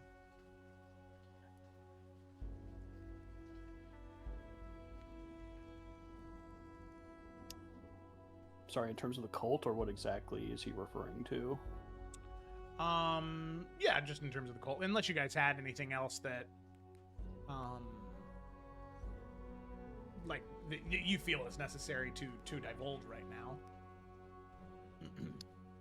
Just everything that we, the cultists attacking Bjorn and the others in the maze, just getting them up to date on everything that happened with that. I mean, I also, right? well, no. Oh, okay. I don't know. It's hard because Felicity's not here, but I don't know if we want to talk about, obviously, the book that we picked up in Arkenvale that was talking about those people in Slaylay. I think that's... I don't know what Felicity's thing was going to be for that. I feel like the answer was that she wouldn't want to reveal it. Yeah, but, I mean... Oh, sorry, go ahead. But, I mean, Xanthi would at least bring up the information that she got from her grandma about how there's that artifact of House Astral, or like the orb or something that was kind of apprehended there. The domination Handed. thing. Yeah, that it has to Yeah. do with, draconic domination, and that's not probably a good thing that we want the cult to have. Faux show. I mean, Merrick will also bring up Sallow Shade, I believe is how it was pronounced. Mhm. Yeah, and how, he heard from, Garen because of everything that happened with Rainier, like the... Sorry, God, I really like Gare names, don't I? Holy Yeah. shit. Garen, Gareth, Garrett. Well, I had to catch myself, and I was like, I said Garen, didn't I? Let I us- was We need to like, rename did I the say board. Let it us wrong? pray to the old gods and the new that the three of them are never in a room together. Well, then we just go last I name think- basis, I think the new treasurer should be Geraldine. All right. Or Gerald if it's a guy. But yeah, Merrick would open up about what Garen said about, after what happened with Rainier, he started hearing things from Sallow Shade and what sailors have said and the familiar symbols and all that stuff. And Merrick would suggest that since Davian is not the only one with spies, if we could send some people over there to do some initial investigation, it might not be a bad idea because we need to start hitting this cult back. That is all very interesting. We'll begin investigations in those places. I do have a contact who's from Maldaris who should be able to give us some information on Sallow Shade and what is happening there. Solele is a little more difficult, but we'll find something. Perhaps the Knights of Zandoria who remained there could do some of that investigating for us. I think what is best, we take a month or two, lick our wounds, do whatever investigating we need to do, and hopefully by that time we'll be ready for whatever may come and whatever mission awaits all of you. In fact, truthfully, I think that all of you may be more safe away from Dragon's End and Crown's Rest than near to it. I think you've all proven well enough that you can protect yourselves out in that wide world. And if anything, I believe, Lord Paramount, you would agree with me here, but it is the nature of House Falkrest to go out into the world. That indeed it is. From what I heard, they will be more than capable of defending themselves. Whatever may be out there. Then it is settled. We will do what investigating we can, and then, when the time comes, let us aim for January of the new year. All of you will head to either Solele or Maldaris, whatever you find to be most pertinent based off the information that we discover. And if that seems agreeable to all of you, and there's no other information, I believe that the work should begin.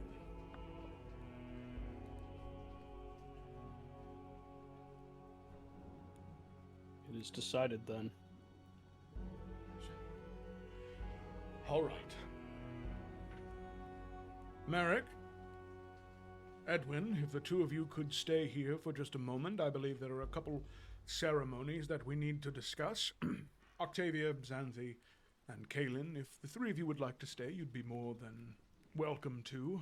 Of the council, Lady Alondra, I request that you stay, as the planning of various celebrations will need to commence. Lord Paramount, Sentinel, Archmage, you are dismissed. In the next council meeting, we can discuss a new treasurer, and hopefully by the next council meeting, we'll have more information on Davian.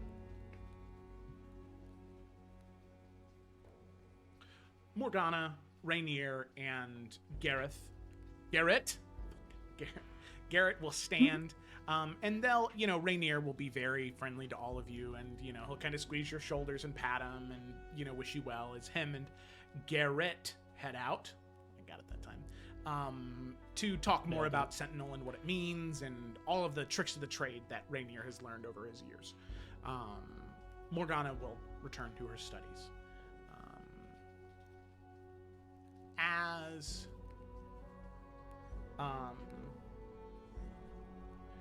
Edwin and Merrick, you and Gareth and Lady Alondra, you begin to talk about these ceremonies. For one, first and foremost, Edwin's wedding ceremony to announce his marriage to Astrid and his daughter Freya. And then talking about the announcing of the dragon and how that will go when the egg eventually hatches. Is that something that'll need to start being planned now, so when it happens, you can do it immediately? In terms of those two conversations, was there anything that either one of you or any of the King's Hand had that you were like, yes, this is really what is a priority for this thing? Nothing from me. I think for Merrick, he'd just want to make it clear of like, hey, I don't want this thing to hatch. Then it's like, all right, cool, next day. Like, I know the dragon is sentient, but it still will be by definition a newborn. Yeah. So I think waiting at least a week or two and kind of reevaluating and just being like, okay, now we, because Merrick believes in this thing, but there is a chance that like there could be issues. And so, like taking like bare minimum, at least a couple of days just to be like, okay, let me kind of start working with him, like kind of get things figured out. That way we can make sure this goes as smoothly as possible. There's nothing that's going to surprise us. It's not going to hiccup and shoot acid on some kid, like yeah. Not the example Merrick gives, but like we gotta yes, we're in a hurry to do it, but let's not rush it. Like, let's make sure that it goes as smoothly as possible. That's the only kind of thing that Merrick would contribute to it. Yeah, Gareth is totally down with that. He agrees that that's probably the best way to do it. Even for, he says, cool. Even for the choosing ceremony for almost all of you, some time was waited before you were expected to stand before a great audience and make some type of moment or pick something that would represent you for the rest of your lives to most people. So that only seems fair. The dragon seems gifted with a very high natural intelligence for being, stuck in an egg right now, but I just don't want it to be overwhelmed by too many new things at once. Of course. That only makes sense. All right. Well, I think that is a great deal of good information for both of those. More than enough for us to begin planning and setting up for any of those, for either one of those events. If there was nothing else from all of you, I believe I have nothing else for you. You are free to go, unless there was anything last you wanted to speak about. Merrick glances at Edwin. He's got nothing. Everyone's got none.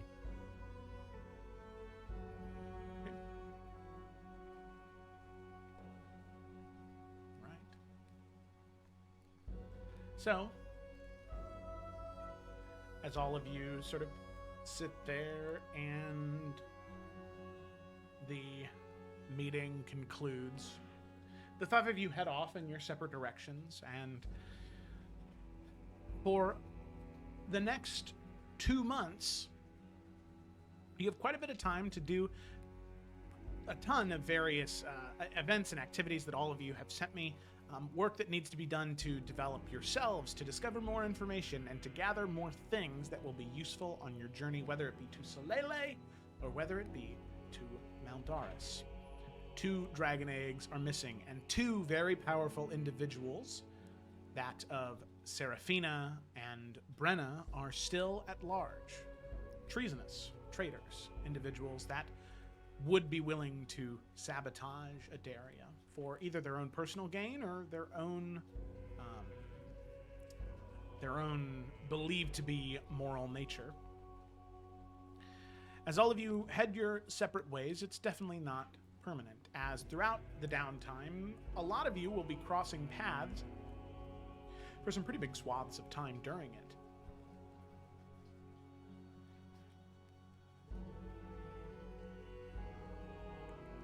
But Starting now. Oh. As all of you head off in those separate directions, ready to train, ready to practice, ready to read and to learn, that is where we're going to go ahead and end tonight's session. Just that way, when we pick up next week, we'll be able to pick up fresh, going right into the 2 months of downtime. Thank you all so much for playing. Thank you all so much for watching. It was a great pleasure to be here. Very excited for next week. But yeah, thanks. And we'll see you in the next one.